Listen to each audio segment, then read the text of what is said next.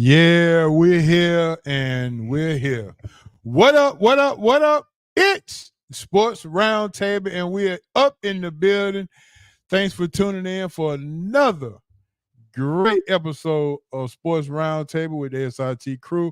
I am your humble host, H.O. from Bankhead, and my main man sitting across from me on the screen, the sports superhero, Mr. Hancock, the sports superhero. What's going on, Mr. Hand? How's it going? What's up, big homie? Ready to do another show, baby. How was that week, man? What's been going on with you? Man, look, as y'all see, I told her I had a surprise for him tonight, and there it is. If you can see it, there it is. Yeah, you're looking prosperous. My studio is officially SRT'd out. That's what's up, big homie. That's what's up. SRT'd out. The week been good. I had told you we had some inventory stuff going on at work, and man, I think I done walked 5 to 6 miles Monday, Tuesday. Today was a little chill, but you know, Wednesday cardio in. Huh? Yeah, man, getting it in, bro, getting it in. So, but man, look, we got a lot to talk about before we even get this thing started. Let's do the right thing. Happy birthday to my favorite Atlanta Braves of all time, Mr. Chipper Jones. Yeah, happy birthday, Chipper. And coming up, Atlanta great. Yes, sir. Our big homie birthday is coming up here this weekend, Mr. Slick Money. Slick Money. Yeah, so happy birthday, Slick Money, before his birthday even get here. 27th or 28th. I keep getting the days confused. This is one of them days. Yeah, happy birthday to the big fella. Yeah, big homie go. I'm sure he gonna be doing a little something. So I'll be looking for a phone call here pretty soon. Yes, but Chipper Jones, happy birthday, and boy, we got a lot hands to talk about as the playoffs, the NBA playoffs has started. And man. Started out with a little thud, man, with all the blowouts and things of that nature. But, you know, it was good. At least the gambling on it was cool. But, you know, the last few games, they've been interesting, man. So finally we got some road teams to get some victories. I think that put a little intrigue, a little interest in it. So, it's cooking. You know me. I love the NBA, so I'm good with it. Yeah. Did Kyrie and Dallas come through for you last night on Prize Pick? Hey, I had told you, man, that I had Luka, and Luka I think missed by 1 point. I had him at 33. I think he finished with 32. But and I had Kyrie for his rebounds, and he actually did that. But I was a little scared or skeptical during that first game because Dallas seemed to be a little bit undermanned or undersized. Zubac was in there looking like Bill Walton. He was killing him. And they found a little answer for him last night. But, you know, that first game gave me a little pause because, you know, I told you about a month or two ago that Dallas was my dark horse. Mm-hmm. And, you know, they looked like they were a dead horse in that first game, but they came back and played well yesterday. So, it looked more like what I was expecting. Okay. Mr. Bob. Bob is what's going on, Bob? Bob, what's going on? So since Bob is on the line, I will go ahead and ask this. I told you last night, Han, about the Braves and a complete game by Max Fried. You did. And I told you also that the game lasted an hour and 51 minutes. One of the Right. fastest game of the year. Yeah, you did. Very, very efficient. I looked up and it was in the 8th inning. And I'm like, man, he's still shutting them out. So my question to you, and I'm sure Bob will chime in, does this give, and I think you already said that he's got to do it more than one time, but with this performance, give AA an eye opener to say you got to sign Max Fried to a long-term deal? Yeah, and as I answered you before, I think it's a step in the right direction, but you still have to see more. I mean, what they say about the sun shining on the dog's rump, you know, so we have to see. But yeah, we have to see him do it and be more consistent. He's been kind of like a little enigma in that respect, so we'll see. But again, it's a step, especially with Strider being out. You got to have somebody that's got to step up and be that lead, you know, your ace or your go-to or your bell cow, whatever you want to do. So or you may have to do it by committee, but you still need somebody that you can step to and say, okay, every 4th, 5th day, this is going to be a chance to win. So, yeah, I mean, like I said, step in the right direction. Okay. Good enough for me, as long as it's a step. But since it's Chipper Jones' birthday, let's go ahead and have a great show. I'm with it. Oh, Bob, look, Bob said absolutely 100% zero chance we're signing Fried to the extension. I defer to Mr. 300. Yeah. That's my name for him. Mr. 300. Yeah. He said he said bowling his thing right here. He said he not with eight perfect games, right? Perfect games. Yeah, man. He got there with Nolan Ryan. Nolan Ryan had 8 no-hitters, right? Yeah, as far as I'm concerned, he needs something in the Hall of Fame. You need to put him for that great bowling ball bust in this guy or something. Well, we don't want to kill him, but we'll put him in a bust. Yeah, for sure. Hey, man, we got some hot news coming up. And Matt Ryan retires as a faculty. He signs a 1-day contract. We're going to talk about that. Are you excited about how excited are you about the draft? Because it is a warm moon away from draft day. I see you play on word. There you go. Hallelujah. You know, I've been checked. Chris Brown got me. He got me trying to use these metaphors over here. I feel you. Also, how you enjoying the playoffs so far? So we got to talk all this in the hot news, and yeah, man, we got to talk about it. Also, Ballers and Busters and Boy Stop, I got those for you as well. Then our roundtable discussion, we got a couple of guests coming on. One you know very well, and one you know very well. Bo Bell and Amarius Dixon will be joining us in our roundtable discussion as we talk a little basketball. And you know, I tried to give you my best answer last week when you asked about the U.S. born players and what will it take. Well, I have an expert coming on tonight that will give you exactly what you asked for. Okay. Because it's time. I mean, it's you know, because we talked. You know, we basically have a show outside of the show when we on the phone. Right. Exactly. And we talked about in the MVP race, there is no U.S. players, born players, in the finalists. And that says a lot. That's kind of disturbing, isn't it? Well, yeah, and it speaks volumes to what you and I talk about these kids just getting on all these made to win AAU tournaments and getting on these circuits, but are they really developing? And we're seeing that they kind of must be a step behind because it's not showing, you know, in the later years. So yeah, we'll see. You know what that's like though? What's that?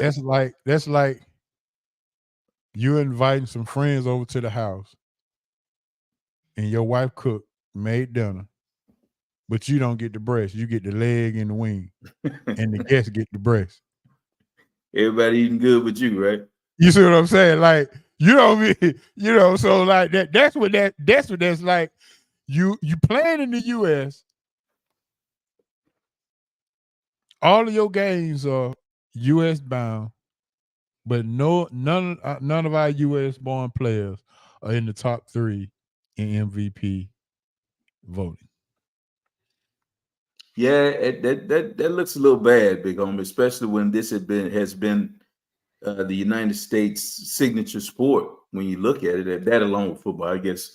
But when you look at how the United States always dominated the Olympic Games in basketball, and it started to flip, and it hadn't stopped flipping. Let's just be real. Since they've opened the borders to going over there and open them to coming in here and playing, but I think what happened was that we sent coaches over to these countries and they developed these kids. And I mean, a lot of these kids look like they have more drive, more determination to be better, and they play pro sports. They kind of send them off to these academies at younger ages and they develop, man. You can see it. It's different. So my question to you before we even get more into this hot news is, Han, which sport has been infiltrated by the international players more? Is it baseball? Is it basketball? I think we still have to say baseball for sure, because there are a lot of guys when you're watching Major League Baseball, you can't pronounce their names. Even if you think you can pronounce it, it's still wrong. Right. And then a lot of times they'll change it. Now, I don't know if you remember Giancarlo Stanton when he first was what was his he was using an American name at first when he was out in before he left and before he came to Miami, he was using George or some American name to try to assimilate. And then I looked up and Giancarlo Stanton was hitting a bunch of home runs. I said, wow.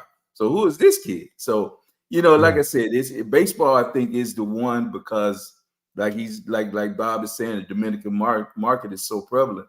But now we're even seeing the borders open up to the Asian players. Mike Stanton, that's what it was. He was using Mike Stanton instead of Giancarlo Stanton. I don't know if you remember that. Yeah, I remember. Yeah. And I was like, oh, wait a minute. I thought Mike was American, but he wasn't. But he's right. I mean, you can see the influx of the Asian market coming now, with all these Japanese players. We can keep it from gambling, would be all right. China and all that, but they kind of gamble. they like to bet a little bit. Yeah. But I think baseball still has an advantage over basketball. But basketball is gaining. It is definitely gaining. So do we have a top 3 American-born player in baseball?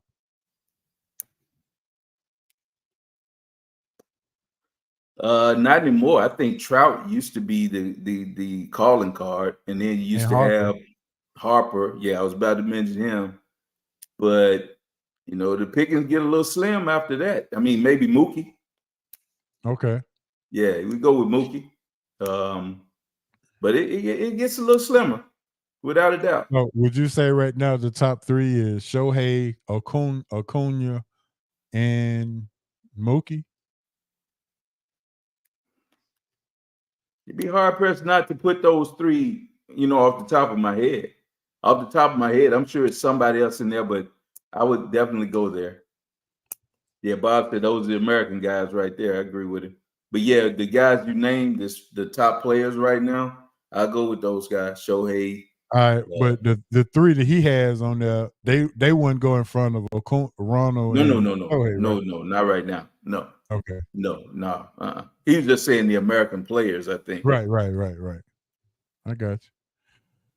Okay, well, we got to put Mookie in there somewhere, but yeah, I agree. Maybe Bob. I don't know. Bob might have omitted Mookie, but I don't know what Mookie's first name is. Maybe it's something like Fernando Betts or something. I don't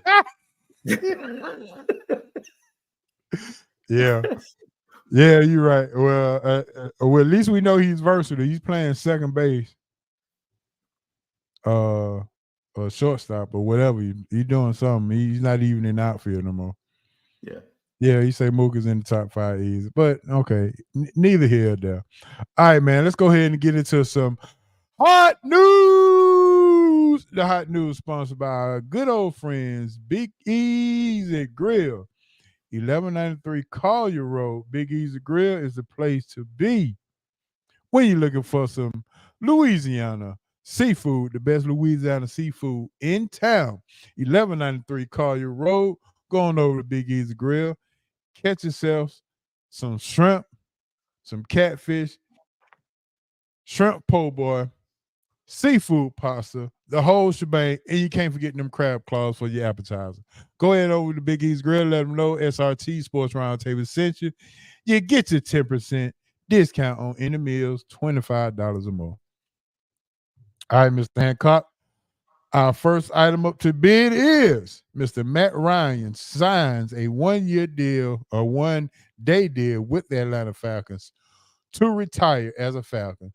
He started and he finished. Well, he didn't actually finish his career, but playing wise, he didn't finish, but he signed the contract the other day to officially retire as an Atlanta Falcon. Right. I think you were right the first time. He was finished when he left here, but he came home to retire. All right, we can go with that. Yeah. We can definitely go with that. So your thoughts on Mr. Matt Ryan retiring and your fondest memory of him, if there is any. Yeah, to be honest with you, I'm one of those guys that was in his feelings. Nobody was going to replace Vic in my heart when, everything went down and Matt stepped in. I really didn't think that he would be the quarterback that he basically became. I remember seeing him at Boston College, and he was kind of interception prone to me watching him, and I didn't see a lot that I thought would, translate to the next level. But he actually came in, I think maybe his first pass was that the long touchdown pass to the Ohio State Michael player. Jenkins. Who's Michael that? Jenkins. Michael Jenkins. Yeah. And he really never looked back to an incredible quarterback. We saw him with the right pieces and the right play call and win an MVP. So we got to say that it was a successful transition from the turmoil and everything that you had with Mike Vick, with him coming in, solidifying the franchise and, at least making them viable for a while. They had some ups and downs, but he was a credible quarterback. And he's probably a fringe. He's, going to get a little love when they do that Hall of Fame thing, when they look at all the numbers, probably throwing him to Julio and things he did. I don't know if he'll get in, but he'll get some consideration, I think. A lot of that goes along with being a good guy.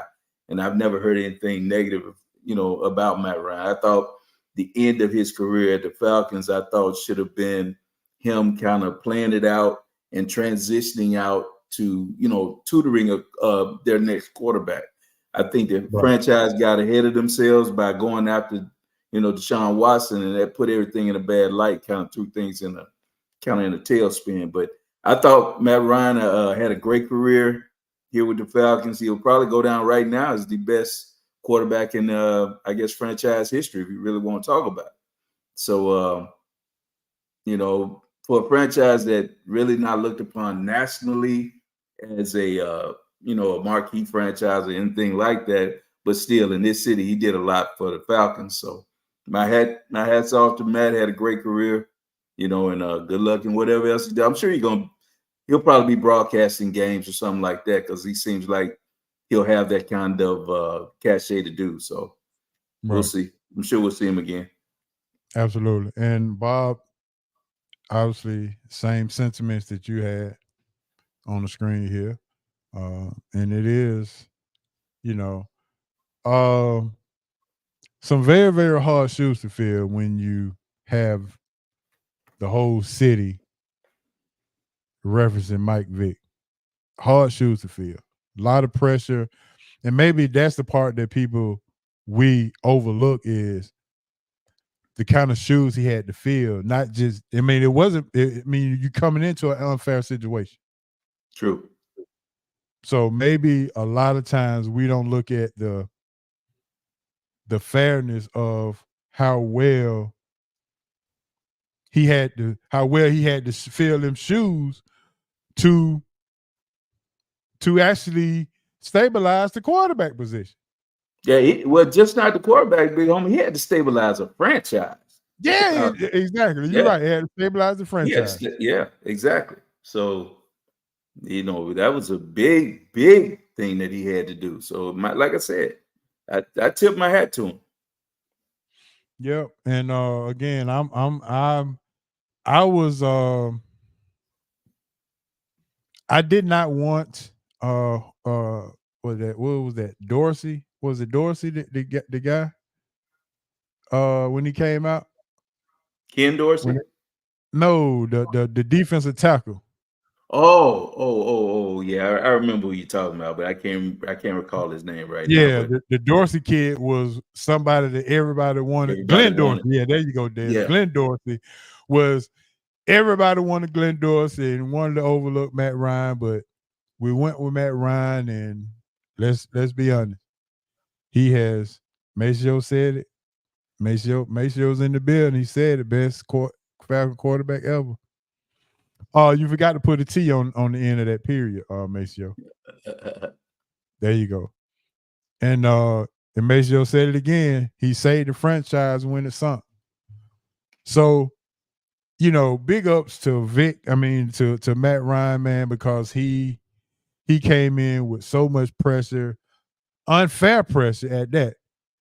And Han, you said he had to stabilize the franchise, not just the quarterback position, but the franchise itself, and constantly going through all these different offensive coordinators, and he was still consistent enough to put up numbers and still be a good guy, stand-up guy.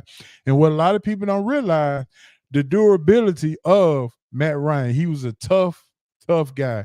He kept getting hit. He probably led the league in being sacked so many times, but you can count on him being there every Sunday, ready to take the snap. I think that's one of the underrated things about Matt Ryan was his toughness. Right. Yeah, you have to take your hat off to him, no doubt. So shout out to Matt Ryan, bro. Matt Ryan. And I think we've all said that, or at least I've said, we would not miss Matt Ryan until he's not our quarterback. And I've saw so many people this past year talk about, wow, I do miss Matt Ryan. And that's, like I said, I think the franchise made a misstep, but I think like they had Deshaun locked up until Cleveland came in with an offer he couldn't refuse. Mm-hmm. And I think they put all their eggs in that basket, and it was just too much to say, okay, we got egg on our face. Matt, please come back. Matt wasn't finna have that. It just looked bad for them to do the way, that. So I understand why he had to move on, but it did not work out in a good way for the organization or for Matt Ryan, because he should have never been any other quarterback, I think, in the league other than a Falcon quarterback. And like I said, he could have tutored that next guy. So can I give you a lot of history real quick though, Han? Help to me.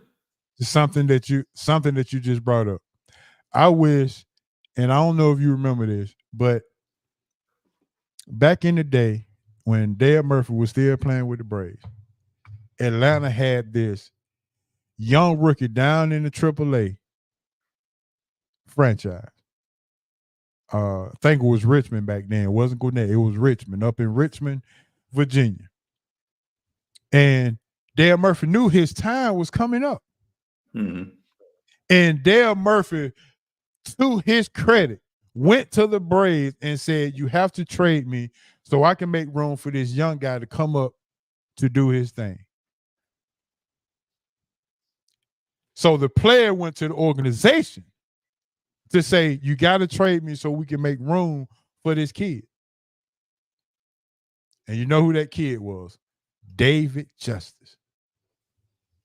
Wow. The guy who hit the game-winning home run for our World Series in 1995.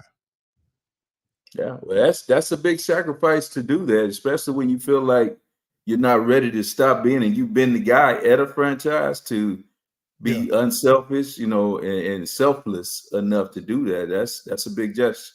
And I'm pretty sure our Atlanta guys, Bob, Maceo, or Dez can verify this story that I'm telling. But Dale Murphy went to the organization and said, "You have to trade me to make room for David Justice." And that's when David Justice came up, and it all worked out. So Okay. if you are the Falcons, you talk to Matt Ryan, you don't do it behind his back. You talk to him and you say, "What do you think is best for our franchise?" And you allow him to make the move so you don't seem unloyal to the guy that actually stabilized your franchise. Right. And what would That's have just me. happened, like I said, I think your franchise would have been a smooth transition had he been allowed to finish up, tutor the next guy, because he knew that his time was coming to an end in playing pro football. So what you do is you let him go out on his shield, Yeah. not send him away to play in Indianapolis or wherever. That's where he went, right? When the Yeah, Colts. Indianapolis. Yes, Yeah. I just thought that was a bad move. But I do understand the franchise trying to make a dynamic move to bring in a player that had in the past been very, very, energetic and whatever. He could have been something, but we don't know what Deshaun Watson will ever be again. That Deshaun Watson we knew in Houston hadn't ever, materialized as of now, and I'm not sure he will be. So it just was a swing and miss, man. Especially when you end up having to play Marcus Mariota, as your quarterback, and then you draft Desmond Ritter, and I mean, both of those are total misses. And Yeah. I told you the day they had Ritter come across the stage, I was like, "Big homie, I don't understand that one. I never Yeah. saw that one." Yeah. So That was you've been bad. in quarterback purgatory. At least you would have had a signal caller that makes sure you're in the right play. If you'd have kept Matt around, maybe he can't make Mhm. all the big deep throws anymore, but he gets the ball out and knows where to go with the football. So I just thought that was a bad move. Like I said, you could have tutored the next guy with him. Yeah. The transition would have been a whole lot smoother than Whole what lot we saw. smooth. I Yeah. know, I know, cuz he wasn't with him because he went down to the coast and it didn't really work out for him. So I understand Yeah. that, but Mhm. that's going to a different organization, a whole different thing. I just thought Matt got a raw deal on that. Yeah, I agree. And Cuz had to come in. He said, "Yeah, he fooled us all." Yeah, but and when you're in that kind of business, you can't control where you go. You can't control who wants to pay you. You can't, a lot of those things you can't control. So, you know, he Yeah, did what he thought was best. He definitely couldn't come back to Atlanta after that for sure. right. And he tried his best in Indianapolis. I'm pretty sure he was out in the community doing good things or whatever the case may be. I don't think there's anything bad you can say about the guy. No, Maybe he's gonna always have not off that the 28 field to at least. 3. Yeah, he's gonna always have that hang over his head, just like the franchise is that 28-3 lead over the Colts and not being, I mean, over Patriots and not being able to close it out. That's gonna always be something that's be talked about as far as this Yeah, organization. And when you're the quarterback, you're gonna get that. So yeah, no doubt. he's gonna always have that. Yeah, I agree. All right, let's go ahead and move on to our next item up to bid, and it is going to be how excited are you about the NFL draft? Like I said, we are one Warren Moon jersey away from the NFL draft, and your Cowboys are looking for a running back, possibly some more linebackers or whatever the case may be. But Atlanta Falcons, since we're in the city of the ATL, Atlanta Falcons are rumors are flying, hand, that if Michael Penix is at 8, there could be a possible snatch. Agree Is or that right? disagree? Ooh. I I saw think it on X. is if you look at him and you think he's the quarterback of the future, I'm not mad at it. I think every organization when they're in rebuild needs to find that guy first. To me, I think you have to find a signal caller. The only other thing out there, you want to take inventory of your team and you want to evaluate what pieces you're going to have around him. If you're able to build some things, get some vets in and build around them. Prime example is what Chicago has done. I know we're talking about the Falcons, but just bear with me. You've seen the way they've structured themselves, by getting rid of um, Justin Fields. Now they're going to draft their quarterback, but he's going to be on that rookie deal. You brought in a veteran wide receiver. You already got a veteran wide receiver before. You got a credible tight end. You brought in a running back from Philly that ran for 1,000 yards last year in Swift. So you build around him. Your defense finished in the top 15 or 10 or whatever last year. You got a decent offensive line. You're going to run the ball, so you'll be able to protect him. So if you can do those type of things, yeah. Now getting back to the Falcons, look around and see what you have inventory-wise as an organization. Are you okay with what you have on the offensive line? What are you looking like on defense? Are there pieces in the draft that you're going to be able to move up and get some other things to put around it? If so, and you're able to protect him and bring him up, and this is in this rebuild, I'm not mad at it. I told you the guy I would go He can with sit behind Dallas. Kirk for a year or two. Yeah, exactly. You would be sitting behind Kirk because that's the key. But are you going to do that, or are you going to say you went out and got Kirk Cousins for a reason? You went out and spent $100-some million on Kirk Cousins because you're trying to win now. You're not in rebuild. So in that aspect, when you say it that way, no, I'm not going to spend my money on Penix, not that high, because he's not going to help me this year. I went out and got Kirk Cousins because I'm trying to win. If I wasn't, Today. Yeah, I'm trying to win today. So unless Michael Penix is going to play wide receiver or do something, else besides play quarterback, that's a wasted pick to me at 8 to take him that high right now. You'd love to have him, but I think it would just be a bad pick because you're in win now mode with Cousins. You spent this money on. So let me ask you this: since you put it that way, when the GMs and a whole lot of GMs, not just the NFL GMs, but the fans GMs, when they all say you take the best player available. Yeah. If the best player available at 8 is a quarterback, you got Michael Penix. I'm just gonna give you a situation. You got Michael Penix, Rome Odunze, Latu, Joe Alt, Brock Bowers, Dallas Turner. Who's the best player? How do you determine who's the best player? Well, first I'm waiting on the phone to ring because if Penix is there, maybe somebody wants to move up. I'm trying to see what I can get for that pick and maybe trade back and still get maybe 2 or 3 pieces that go toward me building and winning this year. But if you're asking me best available right there, when I look at the skill positions of the Falcons, I still think you need a legit wide receiver. And to me, Odunze, the kid at LSU, I think Harrison will be gone. So one of those two, maybe I take him. My thoughts, and I told you in the beginning, I'm going Dallas Turner. I'm going defense because I think it helps with him being able to come off that edge, especially on that turf. He helps your secondary immensely right there because you know how to get that ball out. So and he's not afraid of contact. We see him hit. We saw the impact that my man had at Dallas. I'm not saying that he will be a Michael Parsons, but maybe he's, our Michael Parsons. You need a player. You need somebody that's going to tilt the field. You need somebody when the offense comes out, they got to find out where that guy is. And if he's that guy, if he's that type of guy, you need to get it. But I would not. The only way I would do any other thing, I would trade back and maybe get more picks if it was something else. Maybe I can get my quarterback of the future later. Maybe still pick up some pieces. Maybe find that other wide receiver. Maybe it won't be a Duze or I can't think of a man's name in LSU.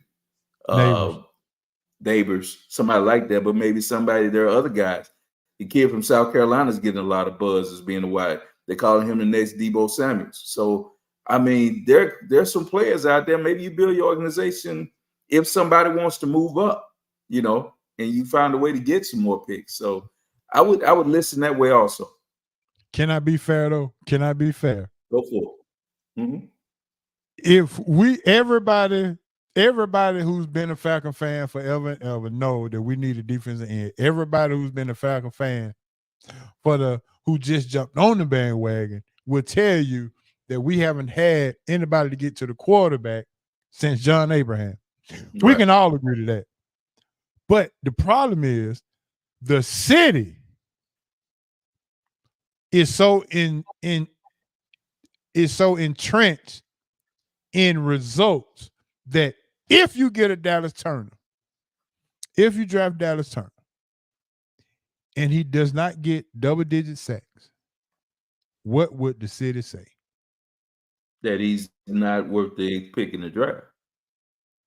That you made a mistake. I mean, I'm just being real. So you've been here since the 80s, the 90s, early 90s, I know for sure. And you know how this city operates. If the expectation doesn't, if the player that we draft doesn't meet their expectations without really understanding a whole lot of other football nuances that goes along with it, then we just saw how fair and unfair Matt Ryan came in here and what he did. So, but anybody you draft at 8 is going to be in an unfair situation. Right. Well, it's just like my 10 or 11-year-old kid. He don't know what's good for him. I got to tell him what's good for him. And these GMs got to tell the city, look, I'm in this job for a reason. I have to tell you when to go to bed. I got to tell you when you got to get up and go to school. I got to tell you what clothes you're going to wear and you're going to cut your hair. So that's the point. The GM got to be man enough to do what's right for the organization and, you know, build the organization accordingly. So, you know, I understand what you're saying about the city and wanting this or whatever, but if you make the right picks and you build this team correctly, then you'll be good for years to come. That's what you're looking for anyway. Just to my point, look what Dan said. For years.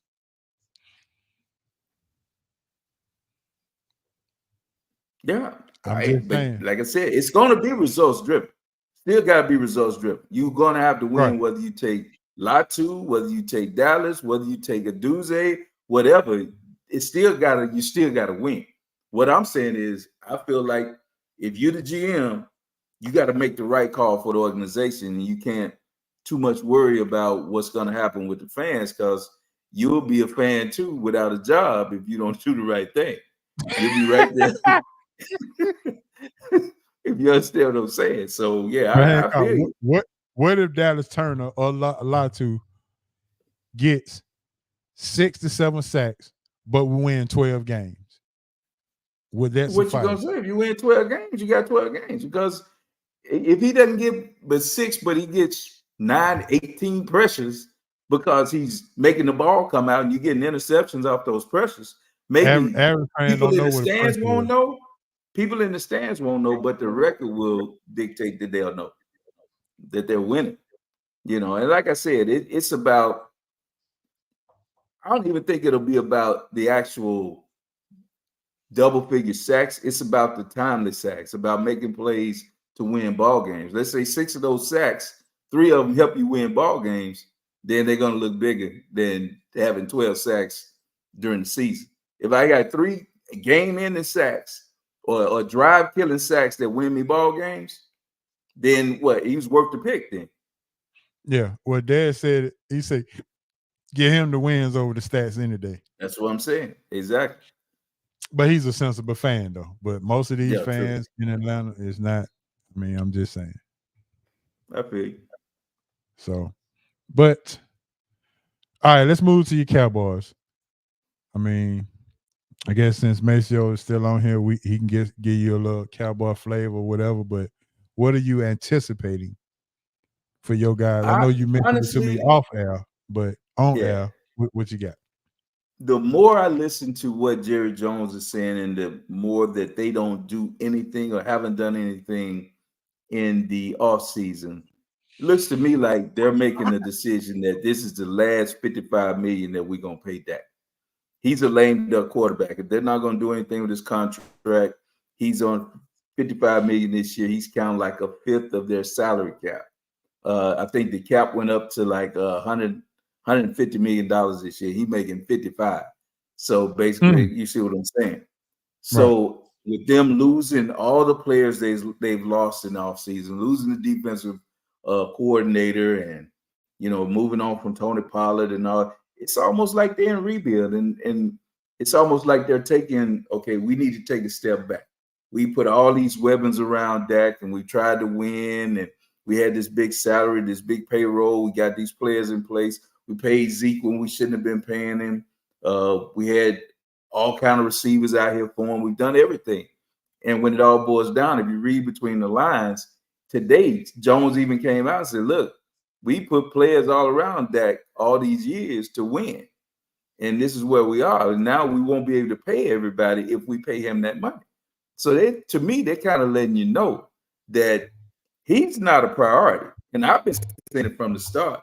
You hear all these people talking about what he can do on the open market, and people will be clamoring to get him. Well, let them get him. We've had him and we won no Super Bowl. I'm not a Dak fan. Dak gonna Dak. That's what he gonna do. And That's what he gonna do. he gonna do it. And I think what happened was he had so much success early coming in to replace Romo, where he almost got you there and you thought you had caught something with a late round pick that looked like he could be a perennial all-pro quarterback. But he has limitations. He does. He had limitations coming out of Mississippi State. I was shocked that he became a legit NFL quarterback. He's not trash, but he ain't that. He's serviceable, and he needs a lot around him. And if you're gonna pay him, he's not a $55 million quarterback in my eyes. I don't care what the stats say and all that. Sometimes you gotta go with the eye test, and you got to see the results that have happened on the field. So I don't know if the Falcons. I think the Cowboys are kind of like quietly kind of retooling and getting ready for the next years to come, because they got to pay. If the players I would pay would be CeeDee Lamb and it would be Michael Parsons. Those are the players that I'm gonna prioritize that right now. And I'm gonna try to find a quarterback in the next year that can come in and be my Brock Purdy, somebody I don't have to pay for a couple of years and then build around him. I think that's the way you win in the league now. You're going to see a lot of teams step back. Buffalo is going to be facing that same type of thing now. Kansas City has been an anomaly because they were able to fill out their defensive roster with a lot of hits and players that came through and really worked to their benefit to help them win these Super Bowls. If you look at their roster, they had a lot of first and second year players that contributed. So, I think that might be the blueprint that people are going with. Either that, you go and you have a marquee quarterback and you're able to surround him with a good draft class and some good free agents, or you go with the 49ers model. You have a quarterback that nobody heard about or nobody cared about unless you're a real college football fan, and you put players in place, Debo, Ayuk, Kittle, all types of running backs, the defense, and you build around it. And you give yourself a window, because Purdy has maybe one more year or so to try to win this thing. Then they're going to start breaking apart. You can't pay everybody. So I think, to me, the Cowboys are quietly retooling, maybe getting ready to rebuild. Can I give you a bold prediction? Talk to me. I think Baker Mayfield is going to be your next Dallas quarterback. Ooh, I sure hope you're wrong, but yeah, it could be. He might be that bridge quarterback. But I think, like I said, I don't think they're willing to keep paying $55 million at a position if he's not a game changer. That's not working. They made a mistake the first time when they didn't pay Dak at the $30 million range when he was there, and they waited, and he broke his ankle, and then you saw the crap that they had in store, and then they panicked and paid him the big money. And I just think they saw that was a bad idea. So they had 2 albatross contracts in the last 5 years. They had the one with Zeke, where they paid him and he was a shell of himself. So he was making huge money and wasn't giving you the bang for the buck. And then you turn around, you got Dak on the same type, his big contract, and he's not a difference maker. So you're paying 2 guys difference maker money when they weren't difference makers. You understand what I'm saying? That's too much cap. And so I just don't. I think that's why they've been quiet on the free agent market and all that. I just think they're going to still try to be competitive, but they're not going. They're telling you they're going all in. Cowboys going all in, but you don't go all in if you're not making any moves, and you're steady losing players. So I just think that they're quietly about to rebuild. Do you trust Jerry Jones drafting in this draft? Well, they made some good picks. If you go back and look at the roster, a lot of the picks that they made have been good. They just haven't made the quarterback situation has been a mess to me, and they keep getting key injuries in places. Like they lost Diggs at the corner last year. The linebacking core always gets banged up. When they had Sean Lee, he stayed hurt, and then the other guy they got out of, I think both of them came from Boise State. They take a lot of kids out of Boise State. I don't know. It's like it's a pipeline. And they keep getting these linebackers that, they show flashes and they're pretty good, but they end up getting hurt and never, get to that level. So, and then taking the linebacker from Notre Dame who came in after he was, got injured in college and tried to bring him on. It's all these reclamation projects of these guys that are not quite stars or whatever. Yeah, they rebuild them and all. I mean, Parsons is a home run. He talks too much and he brings a lot of attention to himself, and some of it negative, but he backs it up most times on the field. So I'm not mad at it. But they made a bad pick last year. The nose tackle from Michigan, he didn't do anything. Maisie or whatever his name was, he was horrible. He didn't do anything. So other than that, they made some other good picks if you look around, but again, I think this is a quiet rebuild. And I can just go with their actions, not with what they're saying, just their actions. You got a question in the chat line.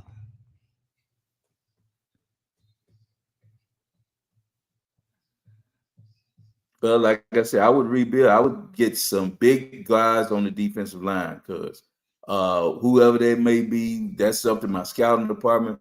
But they need some fat boys in the middle to stop the run. That's what hurt them last year. You remember they just got run down the middle of the field. So they got to get stronger up the middle. I would, like I said, you build defensive line and linebackers. That's why I'm looking at my picks if I'm the Cowboys. Because like I said, I think it's a lame duck situation for Dak. I don't think they're going to sign him back. I think they're going to let this year play out. So you get pieces and try to build in the defensive line. I might try to look at running back because I do think you need a running back. I do like the kid out of Florida State, Benson. So with my 3 picks, I'm going one in decent defensive line, a linebacker, and running back. Those are the positions I'm looking to fill. Okay. Look at GM Hancock trying to get his team up to par. Go ahead. Yeah, man. I mean, big homie, you saw people ran all over them, ran right up the middle. They killed them. We got killed running with football, just being run down our throat all year. So that's where I'm looking. And then, like I said, running back. Did you want to talk about your hometown Tennessee Titans? I know it's not one of your teams, but not my hometown, big homie. They in the state.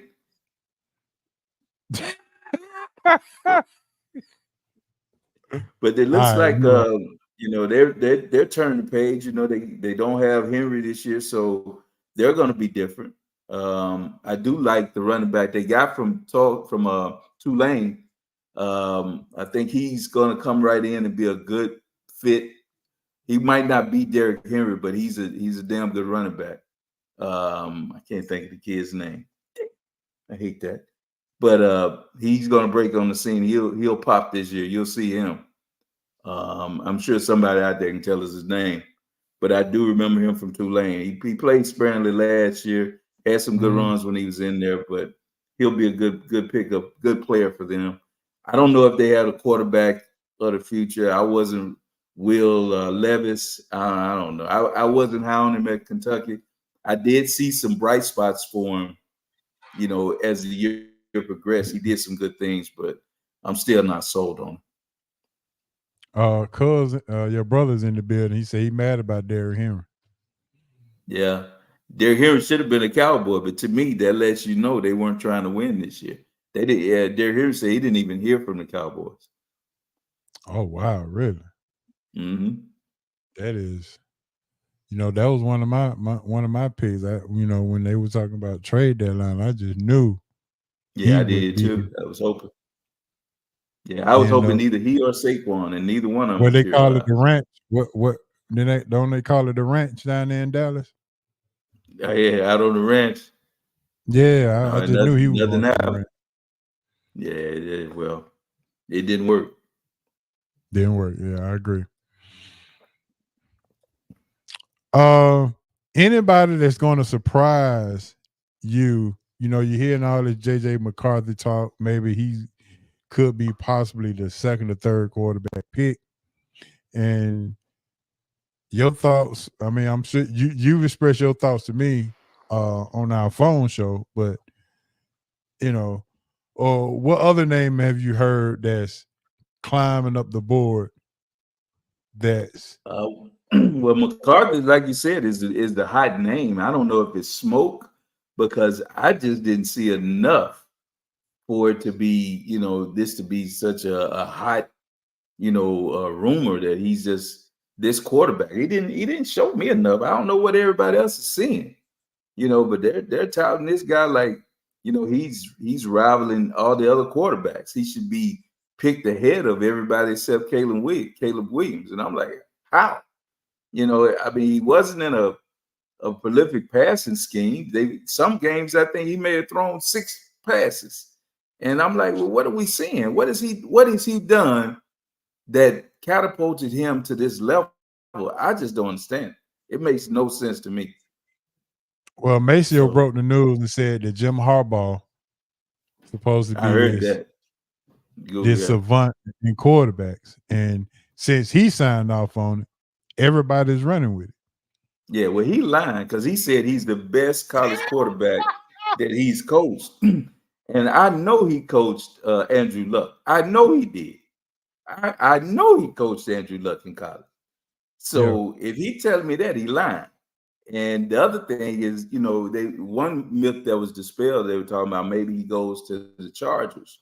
But listening today on a show, what's my man that's on ESPN, always in the know with sports? Well, don't say his name. Schefter. Was Schefter? Adam Schefter? Yeah, Adam Schefter. What he said was there was no chance for them to move the quarterback with the Chargers. Justin Herbert. Herbert, because Herbert's money has not kicked in on the contract that he signed.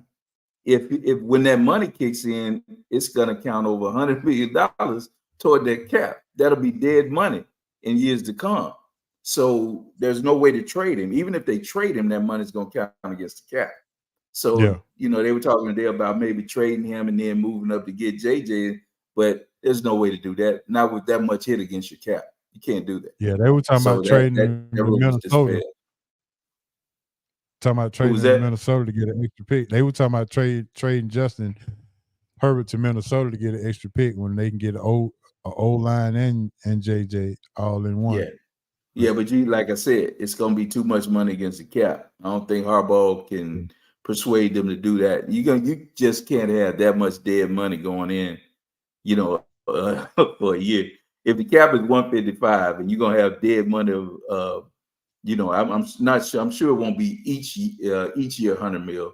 But what I'm saying is part of that money will be dead for the next whatever his contract runs. So you can't do that. That's just too much money. All right. Maceo said Malik Neighbors starting to get that buzz as well. So your thoughts on that? Yeah, I'm hearing that. I'm hearing that they're talking him up more than even Marvin Harris Jr. Do you think he go before? I don't know. Odunze? You know how it is, man. What's that? Do you think he goes before Odunze then? Do you think he goes before Rome Odunze? From what I'm gathering, what I'm hearing, he is. I'm hearing that he's jumped him and he's right behind Marvin Harrison. But I think Harrison is safe as the number one wide receiver off the board. But Neighbors is closing, from what I understand. They liken him to that type of Jamar Chase type wide receiver. You know, once he gets the ball in his hands, you know, in the ilk of even Debo and Chase, when they get the ball, they turn to running backs. You know, they aren't just wide receivers. So, and then you might be able to move Neighbors and, you know, running out of the backfield. A lot of things that they're saying is what I'm hearing. So, yeah, he's getting a lot of buzz. And I saw him. I saw some games this year where I was impressed with him, and then I saw some mental lapses on some drops. But, you know, young guy or whatever, you know, it is what it is. But everybody's claiming he's the real deal. All right, Maceo said Chargers going offensive tackle. Well, it may be the case. They might need to go wide receiver. Also, they got to replace probably one of the top wide receivers that's been in their franchise. You know, that they moved on from. So they got to replace that too, Maceo. I don't know if one of those guys are they able to move up and get one of those guys. You might do that. But Harbaugh is a different type of dude. So I kind of look at what Maceo's saying, and when you think about Harbaugh, he likes to be physical. And so I could see him very easily going offensive tackle because he wants to build big, strong offensive run game. You know, we're going to see, you know, in NFL, we've seen it go to the spread and all that. But with Harbaugh coming back, we're going to see a lot of what's been happening in Baltimore. Physical offensive line, running the football. I think both of the Harbaugh boys, this is what they, you know, their bread is buttered on being physical football teams. So he's going to remake that. Yeah, he's going to remake that team in that image. Everywhere he's gone has been physical. Stanford was physical. You know, even San Diego, when he went, San Diego was that college out there. They were physical. Everywhere he goes, he builds a team to be strong in their line play and physical. So I could see him going OT, offensive tackle. Cuz say it ain't but two wide receivers. That's Harrison and Brian Thomas. He's liking Thomas over Neighbors. Malik Neighbors. Yeah. And Odunze. I don't know. I like both of them. I like what he's saying, but man, Odunze to me is going to be a star. I'm higher on Odunze than I am on Neighbors. And I may be wrong, but I'm just seeing what Odunze can do, and I've seen what he's done. I'm just kind of high on him. I think he's gonna be a guy in the league. Not saying these other guys won't be, but me, I'm in Odunze's camp. Odunze camp. I got you. All right, cool. I was gonna talk about real quick before we jump to our next subject was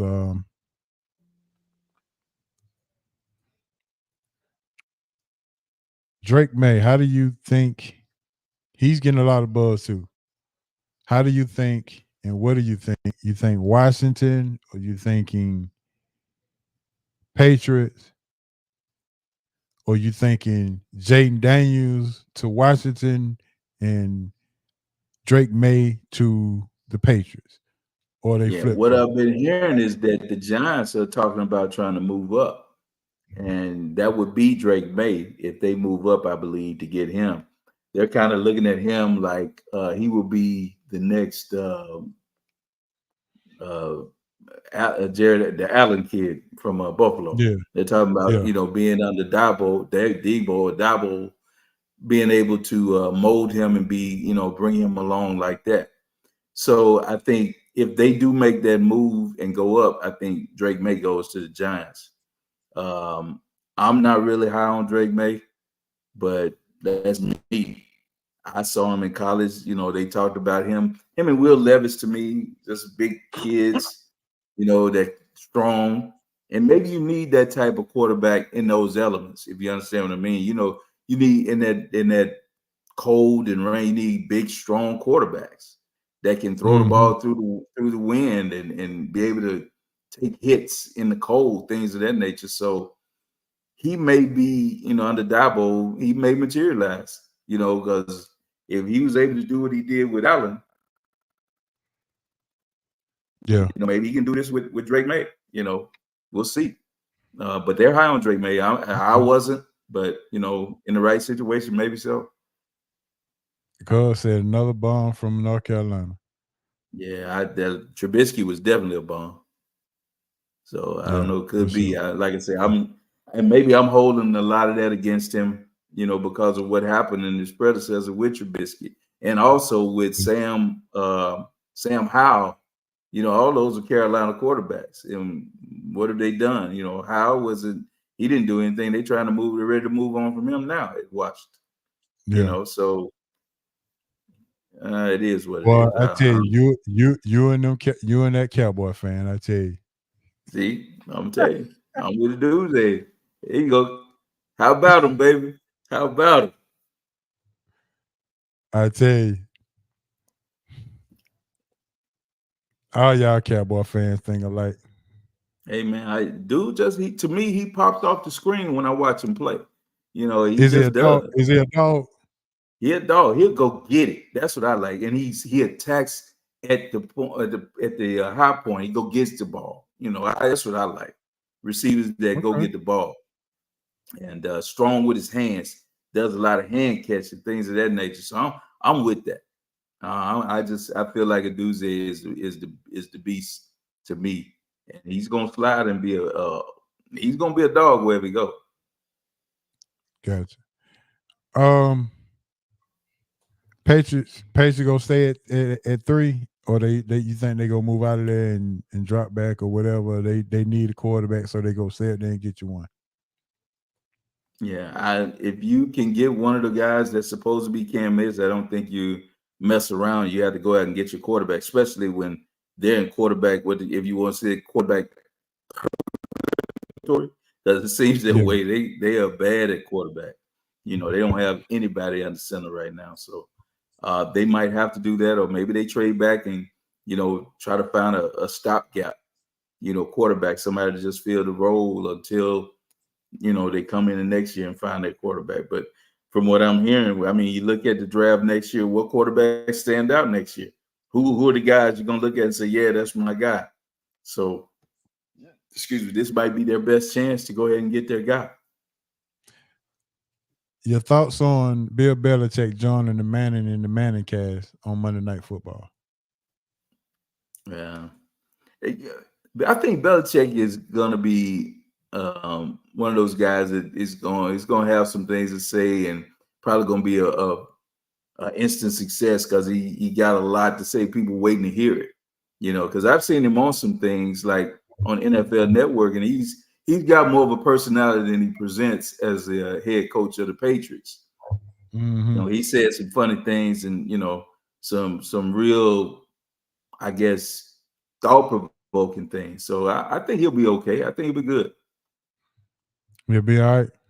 Yeah, once he's gonna be on TV somewhere. You'll see him. He's gonna be on somebody's show, just like Saban is gonna be doing stuff. Yeah, shout out to Coach. Coach is in the building. He said Belichick go put some folks to sleep. I think y'all gonna be surprised at Belichick, man. I really do. Does he wear his cutoff sweater on the cast or what? Depends on whatever his young lady tell him to wear. You know, Belichick like them ladies. He was Okay. right with Crab. They all mess around. Now there y'all go again with that. I'm telling you, man. Stick together. I'm just telling you. Maceo, me and Maceo on the same wavelength with that, for real. Okay, great for TV. Can't be mad at that. All right, our last item up the bid, Hancock. How have you enjoyed the NBA playoff thus far? As I stated earlier in the show, it started off a little lackluster, man. All the teams, the home teams were winning, and uh, I think a lot of the controversy that has happened has added to it also. But it's been spicy, man. The Philly series and Philly New York series is a great series. I'm really enjoying it. I think we're gonna sleep through the Boston and Miami series. It's just not gonna be worth watching. Um, I think the OKC series is going to be a great series when we see what's happening there. But I think we're really coming to the determination of finally seeing some chinks in some guys' armor. Durant looked old last night. But I told you, to me, the difference and what the problem is with them is that the big three on that team have to play defense. It's imperative that they play. And Durant has to play. Yeah, bigger, stronger guys, or guys that's more athletic or stronger, and they're taking it to him. These guys, these young guys, they see blood in the water.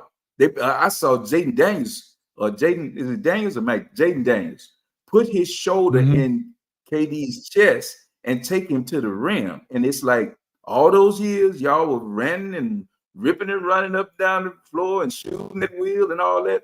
These NBA playoffs have let these teams be physical. It began the last part of the NBA year when I told you, I said, they're calling the games different. And they made a concerted effort to do this. They're playing physical basketball. For all those people who say we missed the 80s and we missed the physical play, well, they're getting it now. They even get some cheating because they cheated Philly the other night. I told you, they cheated them out of that game. So we're seeing a lot of physical play, and I don't think the guys that have had so much freedom of movement have adjusted well to it. Steph was beat up by Sacramento in that last play-in game.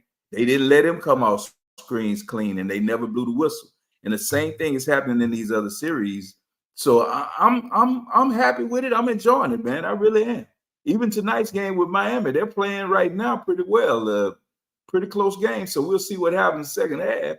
But they made some adjustments. Like, I haven't been watching, but just look at the score on what I'm watching. They're up 3. So I'm really pleased with the NBA, man. I thought it was going to be good, and this living up to expectation. Luka came up with a big win last night. After they had a stinker, they stunk up the joint in the first game, scoring 30 and they've points. Had a big win with Kawhi playing. Right, and Kawhi is not Kawhi right now. He's just he's not the claw. He might just be the grip because he ain't doing much right now. He's struggling right now to try to get himself back together. And what's an enigma to me is Paul George, because of all the talent and everything that he has. You look for him to really come up and be a superstar, and it's something about Paul George. He'll come up with big moments, but not consistent, and win the games that you expected him to do when we saw him, the young Paul George, going against LeBron. I thought the career was on a better and bigger pattern. Maybe it had something to do with him breaking his leg. He came back. Even from that, you have to tip your hat to come back this far with that. That was a devastating injury. He could have lost his leg. To be even what he is now, you still have to tip your hat. But man, you would expect him to win these games. And right now, to me, they don't really measure up as to what I think they should be. But man, we're seeing the changing of the guard. I told you about a month ago that Ant didn't look like he wanted to be the face of the league. I don't know if somebody told him to make me a lie, but right now, he trying to be the face of the league. He going at people, he talking crap, and he backing it up. He talked so reckless to KD the other night. I'm like, man, how am I your favorite player? You talking to me like this? That was crazy. I'm like, man, you just flat out say you can't guard me. You old, you can't keep up. And he telling the truth. Durant looks old. He looked like his hairline right now. He looks bad. So wow. Yeah, he looked like a bad hairline, boy. I'm telling you, he looked old. So I think Phoenix is in trouble, and I think maybe 5. This game, this series might go 5, and that's about it. I think the Lakers are in trouble. And being a Laker fan, I'm really ready for all this to be over with. I think I've been held hostage enough by LeBron and AD. I'm ready for it to move on. I'm really, really ready to turn the page. Both of my franchises, the Cowboys and the Lakers. I'm ready for it. Let's move on from Dak. Let's move on from Bron. Let's move on from AD. Let's do what we got to do. And what that means for my organization, I don't know. But I really want to be able to root for my franchises again. And I do. I hope we win, but I'm not devastated when they lose anymore. You know what I mean? When you're a fan, you kind of feel it when your teams lose. I'm kind of just like whatever when they lose. Like they played well the other night. They were up 20 points. And I told you the other night, I've gained probably more respect for LeBron in these losses and him trying to will his team than I was when he would build these teams and be passive aggressive and all that. To me now, he's playing all out. He's doing everything he can. But when some of his players show up, he and AD balling. I got to give it to him, but I'm still ready for him to go.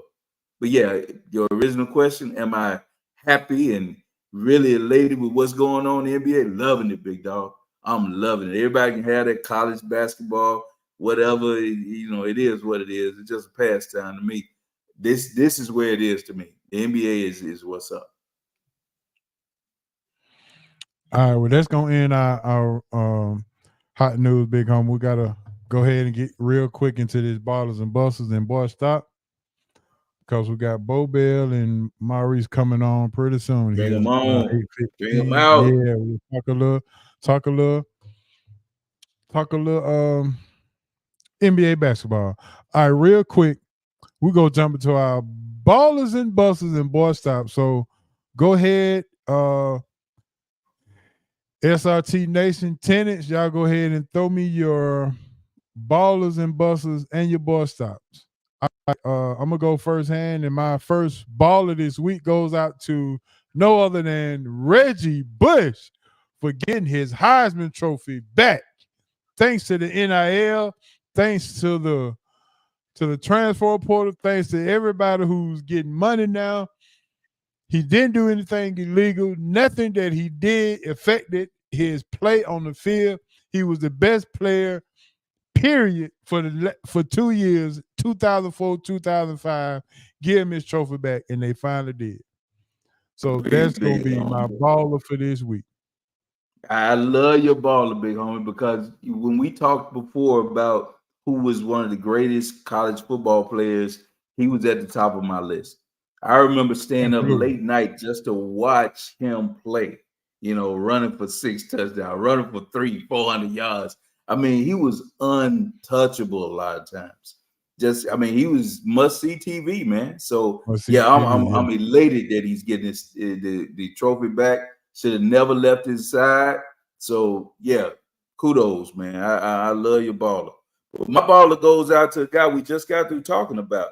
And that's Ant-Man, man. I'm really going to give it to the whole Timberwolves organization and what they're doing and how they're just dismantling the Suns, who everybody coming in the year, all these talking heads and pundits were saying that they were so great and that they were going to really win and they were unguardable and all that.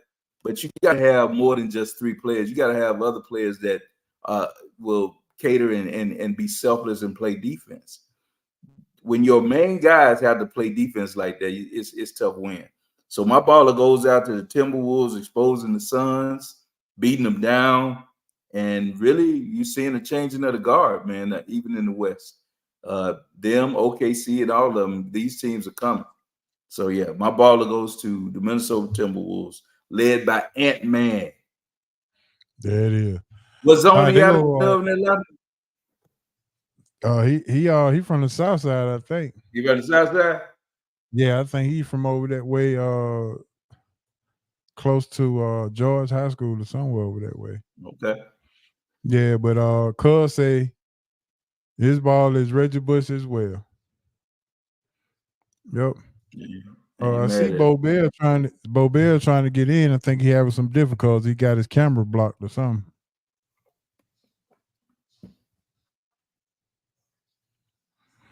All right. Let's go and get our busters.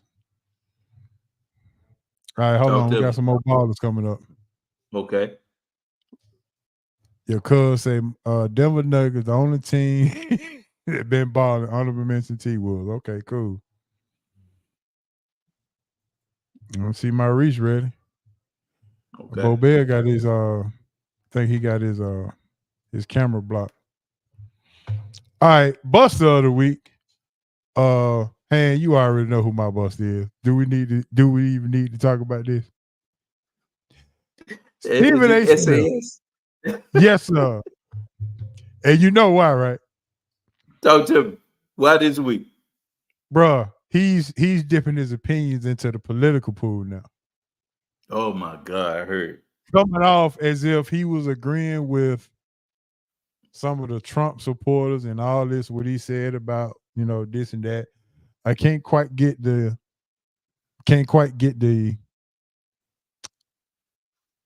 what he said specifically, but I would say this. You can't talk about everything. You don't know everything. You just cannot talk about everything, Stephen A. Stick to basketball, and you barely know that.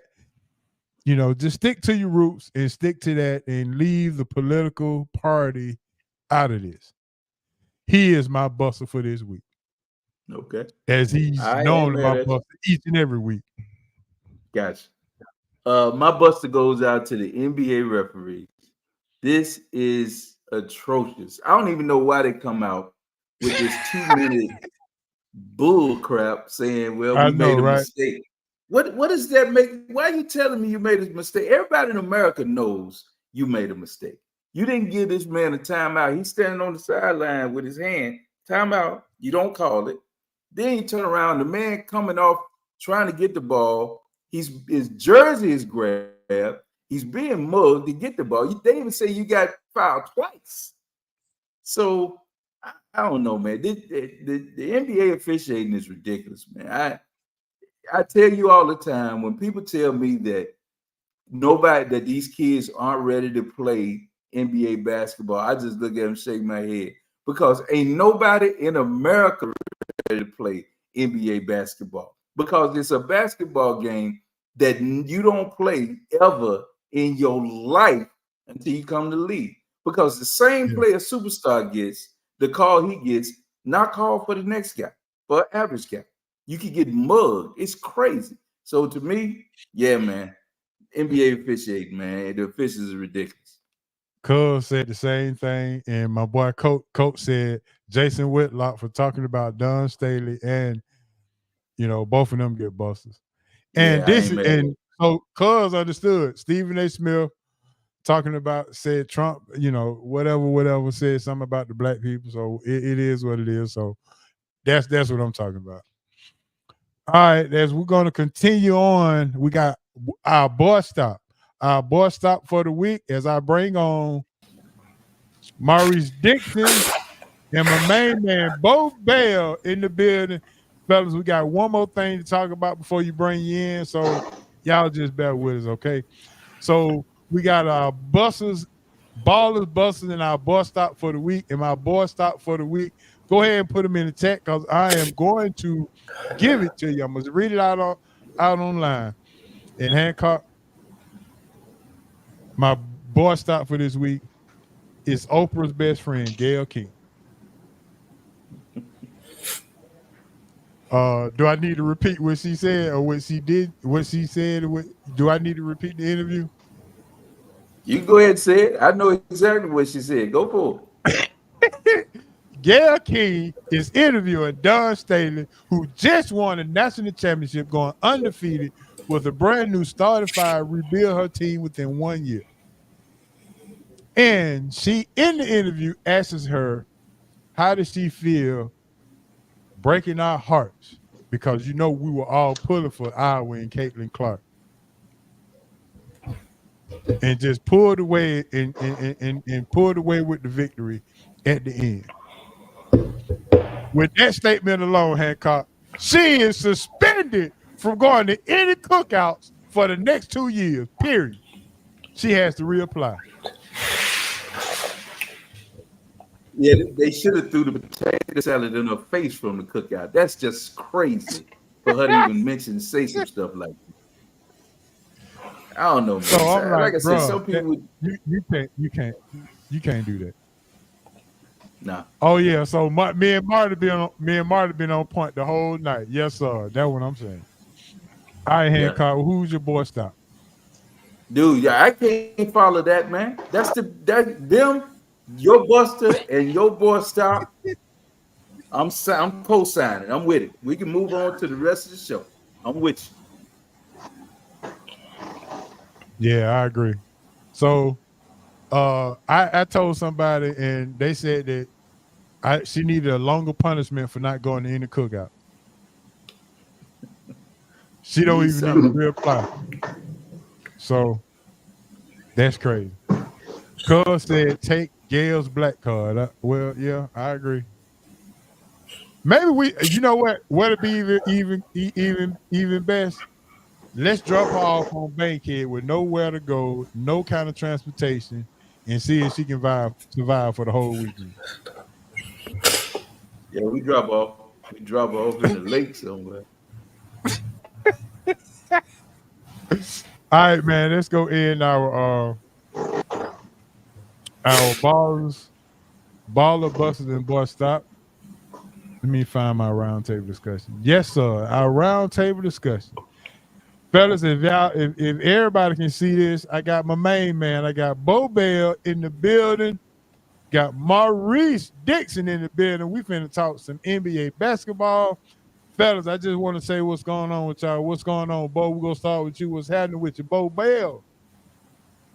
Okay. How y'all doing? Pleasure. What's up, fellas? How y'all doing? Can y'all hear me?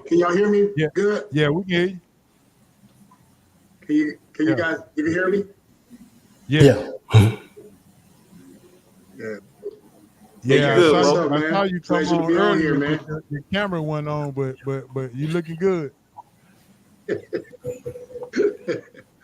We here, baby. We here. There you go. And Maurice Dixon, as he's sporting his faded blue behind the camera, but it's okay. It's all good.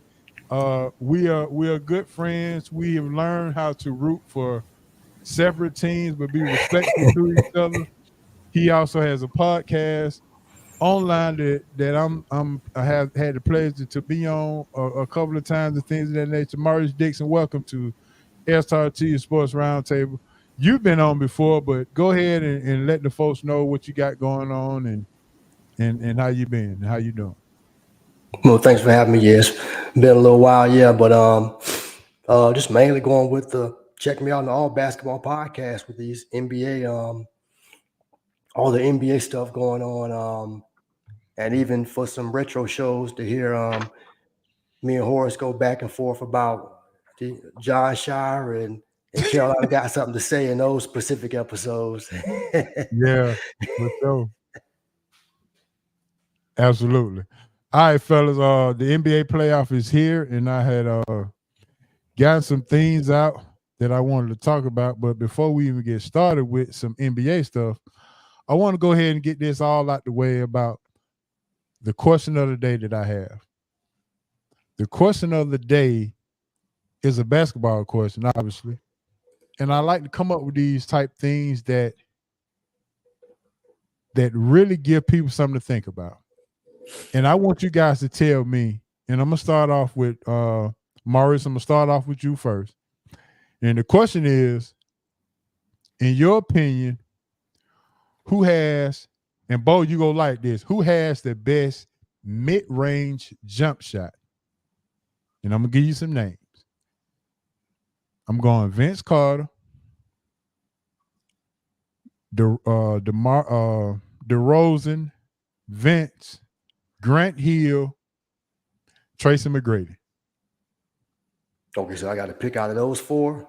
Or other. I got to go with the mid-range assassin, Jordan. I mean, this guy had people, I mean, he was able to pull a fake so hard that make you think he was going to spin out the pivot back over his, what would that be, right shoulder, and just to be able to pull it back. And then, just get it off every time over outstretched hands.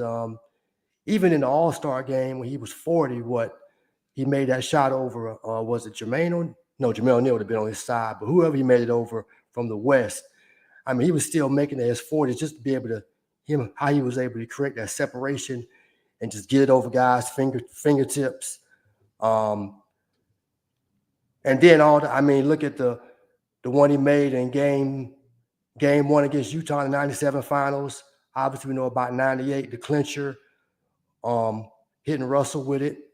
Actually, it's kind of ironic because if you look at that whole series against Utah, he started with the game winner over Russell, and he ended it in 98 with the game winner over Russell. It's kind of something that came to mind, which is a picture it's behind me, but you can't really see it because of the light. But that memorable shot he made in Utah. So yeah, man, his mid range. I mean, he killed Boston in that opening round series, dropping 69, even though they got swept. So yeah, I got to go Jordan. But from the people you gave me, DeRozan's is nice, but I got to go Vince Carter after that. Vince really worked on his jam, became a clutch player, even though he was known as a dunker. Right. All right, Bo, you up on this, and I'm sure you love the mid-range game. I know you do, but I wanted to get your opinions on, in your opinion, who had the best mid-range jump shot. So let me ask you a question. So yeah. So let me ask you a question. So does it have to be those names that you gave me? No, it can be other. For me, I call him the mid-range master was Dale Ellis. Okay. I mean, his whole game was predicated on the mid-range game. If y'all remember back in the day with the Supersonics, that was his game. It was all mid-range, and he scored at will on mid-range and he was one of the most.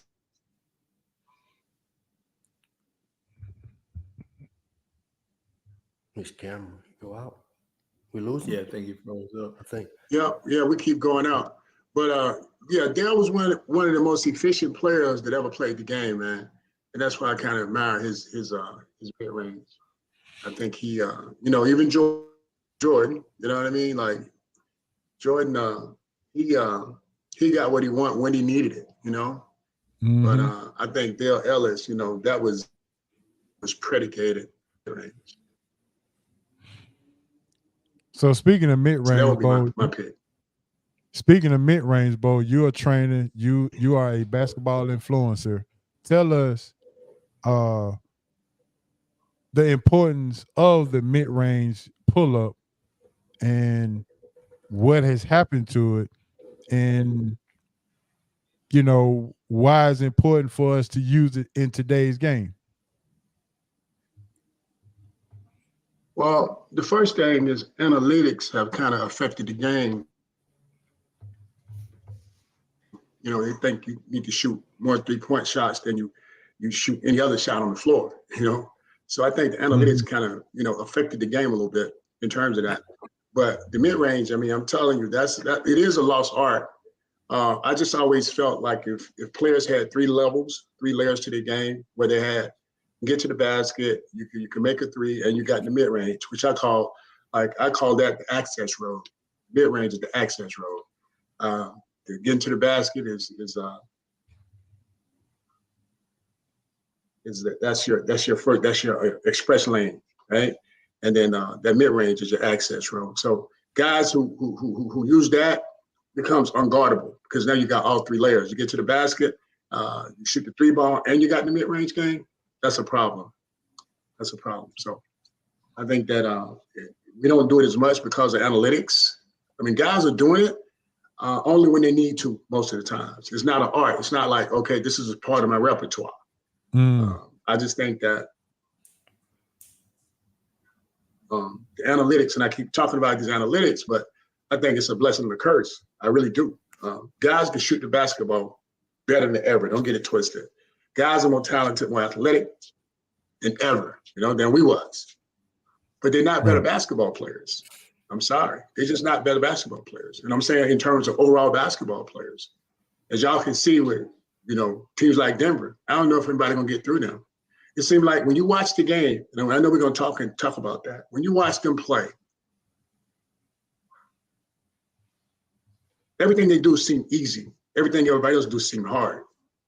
And it's because the system, everything goes through the best player in the world, who is one of the most efficient, who's the most, to me, the best overall basketball player in the world, in the United States of America. He's a mixture of Magic and Kareem. You know what I mean? That's a mixture right there. And listen, man, he gonna win probably about 4 or 5 championships before it's all said and done. Might be back to back to back to back to back. I can't see nobody beating them anytime soon. They don't have any injuries, man. I'm just being straight, man. I mean, it's a well-oiled machine, and they got all positions. They got size, they got athletics, they got everything. So that's my point. All right, Hank. Go ahead with your mid-range guy. Yeah, there are a few mid-range guys, and I do like everybody you said. I'm just gonna throw back to a guy that you guys might remember. You ever heard of Alex English? Well, with the Denver Nuggets. Well, Cuz just said it in the chat line. Yeah, that's the old school mid-range game that was so silky and smooth. So that's one guy. Another guy, my Carolina guy mentioned all the Carolina guys. But if you want to talk about a guy who had a mid-range game and probably made more difficult shots in the mid-range game, Kobe Bryant. Let's just be real. His mid-range game and getting where he wanted, you couldn't stop him. So I have to put him in that ilk also. But those are my guys I'm thinking of. And all the other guys that you talked about, definitely, I agree with all of them. And Bobby, I got to touch on the point you said about Jokic. And this is Big Homie. We talked about it last night. He is the bridge right now from the eras of being able to play in the paint. He can play in the mid-range, and he can also step out to the three. So those three levels that you talk about, he does cover all of them, you know, and he'll, as big as he is with the footwork he has, is unguardable right now. He is unguardable. I agree. He's the best player in the game. And like I said, he bridges the gap. He can step out to the three. You can put him in the post. And if you double him, he can pass out of the post and kill you. If you play him one-on-one, he's too big for anybody right now. To me, there's only two players in the game right now that do the things we're talking about. And that's a healthy Embiid. Don't get me wrong. This Embiid we got right now is not healthy, but he still can get you 30. But he can do it at all three levels also. He can put it in the post when he wants to. That mid-range game that he has around that free throw line is lethal. And he can step out to the three. So I did want to touch on those things. But my guys, Alex English, Kobe Bryant, those type of guys, those I can't go with the best, but those are guys I talk about. Can I tell y'all a name that don't really come to mind when you first talk about this, but when you think about it, he might surpass some of the guys on the list, and that's Adrian Dantley. Yeah, definitely. Good call. Adrian Dantley played, as Bo Bell like to say, he played below the rim, but he can score. Adrian Dantley was a mid-range nightmare. So I just wanted to throw that out. Good conversation, mid-range, and I wanted to at least get the engine going with the basketball talk as far as mid-range and things of that nature. All right, so now let's get to this NBA. Well, first of all, let's talk about this. The NBA has talked about having finalists before they choose the player award. And right now, for the MVP award, there is no U.S.-born players in the finalists. We got Jokic. Is it Jokic, Embiid, and Shea? Is that right? Jokic, Shea, and Luka. Luka and Luka. That's what Embiid. Embiid don't have enough games. But Embiid ain't far behind, I'm sure. So my question to you guys is, what is it going to take for a U.S.-born player to get up in the top 3 or top 4? And the first question is, has Ja Morant ruined that for himself to be in that top echelon as the best U.S.-born player that we can go to say he's in the top 3? We'll start with Hancock on that one. Yeah, the only guy right now, because like you said, Ja kind of ruined it for himself a little bit. He still can resurrect it because he's young. But the guy I got to go with is a guy that I said wasn't interested in being the face of the league, and that's Ant-Man. Ant-Man is using these playoffs right now to announce himself as a top player in basketball. You know, the other night, he did not have the second game of the series. He didn't have the scoring going, but he did everything else on the floor. He defended, right. He made plays, you know, he rebounded, he did it all. So my thing about that is if one aspect of your game is not working, you have to find other ways to contribute and still make your team great or make your team viable and be able to win. And right now, to me, Ant-Man is putting that team and putting the league on notice that not only am I, you know, athletically gifted, I'm ready to play basketball. So he's turned me 180 from a month ago. And right now, I'm just saying, to me, he's the one guy that I think can take over the mountain and be the face of the league if he wants it. And that sounds crazy because I was so against it. I know if people listen to the show, they say, man, you backtracking. And I am. I take me a cope on it because I see what he's doing now. When he plays like he's playing now, he has a chance to do that. So, yeah, if you want to talk about the only American guy right now, I got to go with him. I can't go with Tatum because he doesn't look like Tatum's biggest competition right now is his own teammate, Jaylen Brown, who Jaylen Brown has the dog. And it's almost like Westbrook and KD on that team to me. You know, not to the extent of that rivalry with each other, but I think Brown has the mentality like Westbrook had a mentality. I'm just as good as you. I can play what I want. When you watch Jaylen Brown play, he takes some ill-advised shots sometimes, and he plays a little bit out of character. So that's what I mean by that. I'm not saying he's all the way Westbrook, but I am saying that's the biggest competition for being the face of the league is having Jaylen Brown on this team right now. All right, Coach, what you got on that?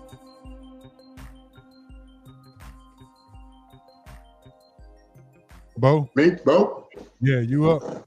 Hey, man. So my thing is, you know, since you guys have known me, man, I've laid my head on development. Since I came from Europe, playing 13 years, I saw it coming.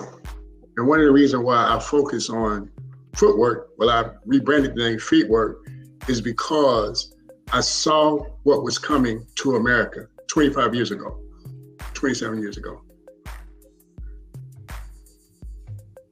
And now they're here. And there's only 400-some jobs in the NBA. 120, 130 of those jobs are occupied by players from international countries, right? And here's the thing. It's a bigger issue, man. It starts at grassroots. Everybody caught up, like they have devalued winning as a team, right? It's all individualized. So it starts there. Right? And so to answer your question, the player I agree with Cop about Anthony, about our boy up in Minnesota. I agree with him. He would be the only one that I see right now. Who else could it be? Like, he has the overall personality, he has the game, he has the charisma, he has all the tools. And when you get on the court, you know, he's a beast. You know what I mean? He does it all. He can score it, and he's a team player too. You know, and it's not about him. So he would be the only one, if you look around the league, that I could see right now. And the rest of those guys behind him, it's international players. And so my point to you guys is this, everybody, I've been preaching it, man. I've been preaching it forever. If we don't teach our kids how to be efficient and effective when they play this game, a lot of these opportunities are not going to be here, man. It's not going to be here, man. I'm telling you, they're not going to get these opportunities because now everybody crowning these kids when they're in the fourth and fifth grade, they're the best players. So They already feel like they're there. So they don't work. And the other thing is, we play 6 games to 1 practice. Over there, they play 6 practice to 1 game. So we have to, as a whole, and I think everybody has a responsibility. If you're working with our kids in the grassroots, if we want to get our game back, because it's no longer our game, it's the world game. It's the world game, as you can see at the top. And people have started taking notice now. I was trying to put the memo out back. Hey, man, don't shoot the messenger. It was boom, boom, boom, boom. Go crazy, man. What are you talking about? That's old Right. school. What are you talking about? The game is still played on the ground. And that's why I say feet work. Even Ant-Man, he got some of the best feet work in the league, bro. Watch him. Watch him play. You know, it's his feet work. He's athletic, but the kid knows how to play. He's one of the kids that know how to play this game and use his skills also to help other players become better. So I agree with you, man. You know, the league, you know, in terms of talent, don't get it twisted. A lot of these guys are talented, but they can play, but they don't know how to play as a team. As a team, not a lot of them, not the majority of them. They just know athletics. They used to, okay, it's my turn, your turn in basketball. You know what I mean? And then it's economics. You know, they got to produce, they got to get pumped, they got to have productivity if they want to get to their next contract. So they get called, okay, do I be a team player or do I be a me player? So that's the issue, man. I just don't know, man. Like Denver, they done cracked the code, just like the Spurs did years ago. They cracked the code with the European guys. Because you know why? They knew what they was going to get. They knew when they showed up what they was going to get every single night, even outside of the court. Because at the end of the day, it's about economics. I had Sam Mitchell on my show. He coached with Toronto Raptors, got coach of the year. He said to me the best time we had 7 European players on his team on the floor, 5 of them on the floor at the same time. He said he had to worry about nothing. That's not taking shots at our players. We most talented, we gifted, we athletic, all of that. But nobody can run faster than the ball. Nobody can jump higher than the basketball. And that boy, Jokic and Luka, they playing chess while everybody else is playing checkers, man. Because the game is easy. We make it hard. We take the talent for granted. Like, it's like, okay, my turn to score, but you score with no purpose to help the team win. You scoring just to score for you. You're not scoring for the team. It's a difference.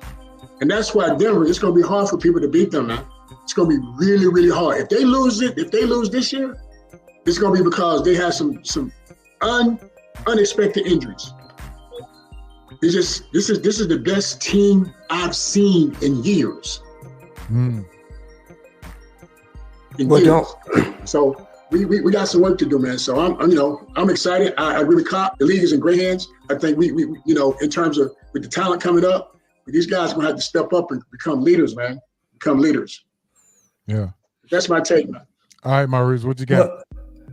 Well, I want to, I guess, kind of address a few points. Well, the person I would say first is the first question, Ja. Yeah, you get your team far enough. You build credit from that season.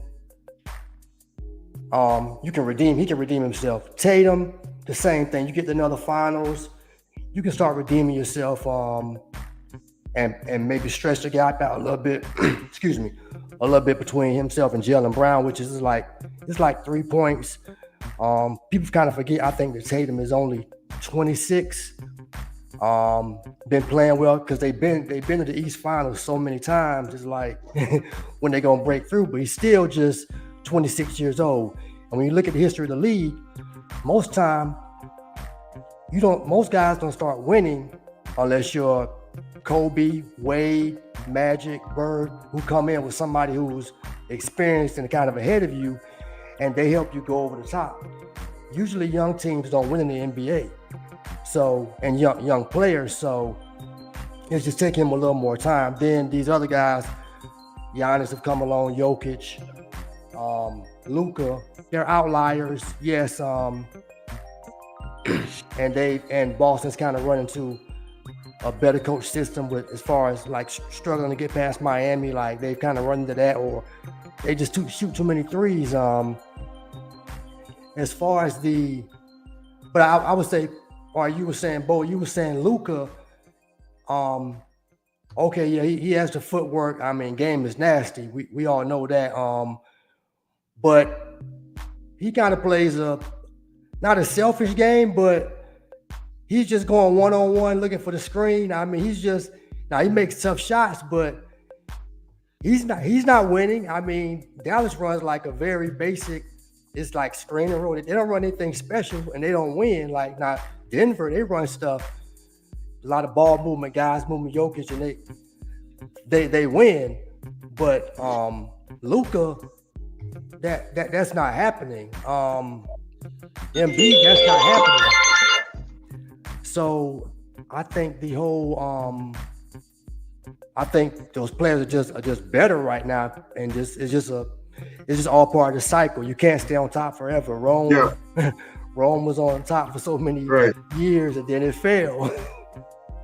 Oh, well, let me ask you this, Maurice, real quick. Let me say this too. You're right about Luka, but I think that if he had a little bit stronger cast of players, for example, like Denver, and you're right, he's doing that because he feels he got to do that. You know what I'm saying? I really truly believe if he had a stronger cast of players, right? I think that he will adjust his game more collectively, because that's the type of player he wants to win. So he's doing what he thinks it takes to win. He got to get buckets. You know what I'm saying? So that's just my opinion. Yeah, I agree with you, man. That it's all one-on-ones. Yeah. So because he just don't have that cast, man. I think they have. I think they have enough. I think it's somewhat of an ad adjustment. Now I seen some things last night. He blocked Plumlee's reverse dunk, and he blocked another shot too. So thank you. I see a few things, but obviously you get to complaining. He made some tough shots, but maybe needs to move without the ball more. These guys are going against the grain. Every great player in the history of basketball has shown us that you can't just have the ball all the time. Those teams don't win. Jordan was scoring those points. He got in the triangle, move, back cut. These guys don't do anything. Him, Harden, everybody just give up the ball and just stand in the 3-point line and watch somebody else work. It's like, it's terrible sometimes. Dude, the NBA game is a spread the court and get your man beat. He can beat his man and get to whatever spots he wants. I understand what you're saying about ball movement, but that's not the way he's going to be effective like that. He's still getting you rebounds, he's getting you assists. He's averaging almost 10 assists a game, if not 10.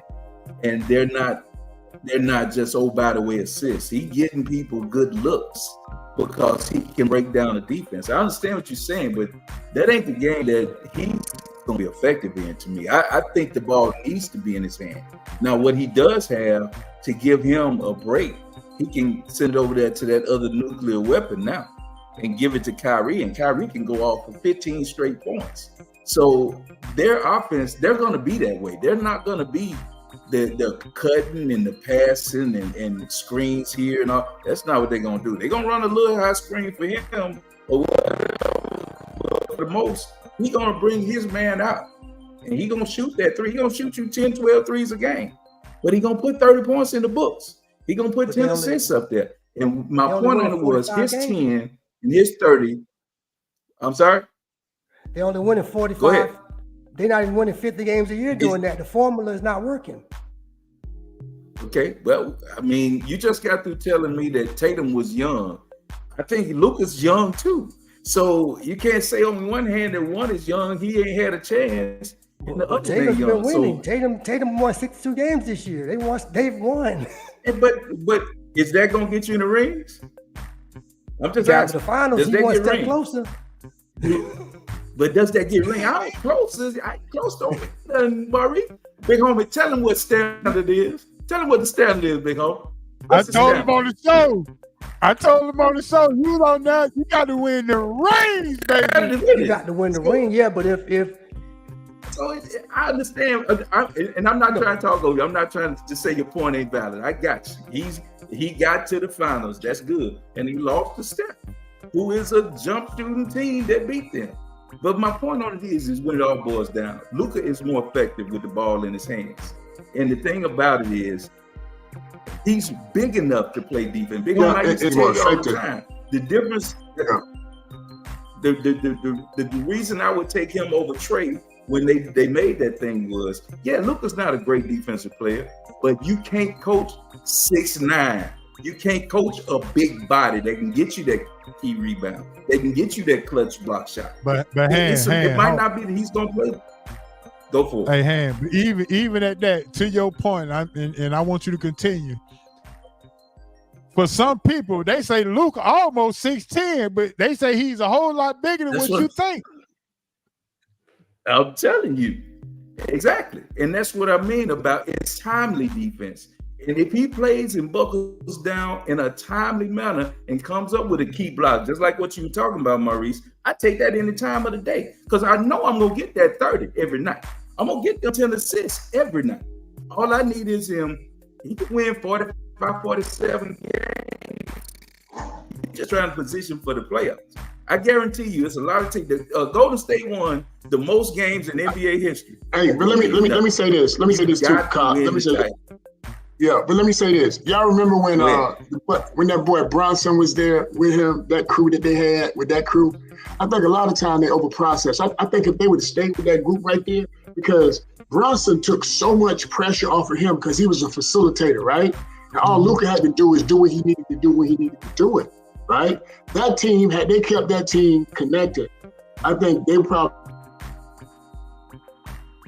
already would have won a championship. That was a tough team. Right? And I think they made it did they make it to the quarterfinals or semifinals that year with that group? They went to the finals. They lose went to the East and West finals. They lost to Golden State in Golden State. That's when Golden they beat State Phoenix. was, Phoenix was good. That's right. supposed to. Phoenix had won like 62 games that year. They just got blown off the court. Hey, Bo, somebody got a question in the chat for you. Go ahead. Y'all answer this. That's right. LeBron James. Does the Lakers go down 0-2? Yeah. It's over, man. It's over. It's over, they man. Said if you swap LeBron and the Joker, is the Lakers down 0-2 at that point? Well, let me tell you something. Jokic, man, he is a winning magnet, right? Like when you get a guy like that with all those attributes, with that size, with the basketball IQ, or he's a unicorn, bro. So yeah, to answer your question, with what they already got, I believe it. I really believe it, man. I do. I believe it. They could do it with him, man, because look, man, I saw the guy get mad one time on the bench with his teammates. And he wasn't talking about points. And I heard him say it through the mic. He said, I don't care who scored the basket, just play the right way. See, the game is easy to play when you're trying to be successful, right? And you try as a team, it's either right or it's wrong when you're trying to win championship. Now you gotta have talent. Don't get it twisted. I'm not saying that. But there's gotta be a culture that's being built through your best players. Not the coach, through your best players, because really the best players are the coaches at that level. Trust me when I tell you that. The best players are the coaches and the leaders of the team. And so they're going to follow. Yeah, to answer your question, yes, absolutely. I think the Lakers would be down. I mean, they would be down 2-0 if he was with the Lakers. Absolutely. He's the best player in the world. Pound for pound, the best pure basketball player in the world is that guy right now. Jokic. Oh, yes, sir. What you want to? I ain't say best athlete. I ain't say who can run the fastest. I ain't say who got the biggest bag. The best pound for pound basketball player in the world is Jokic. There it is. Now, Bo, you was a fundamental guy. You're a very fundamental guy. Now, when you watch the Joker play, how does it warm your blood to watch the fundamentals that he exudes on the basketball floor?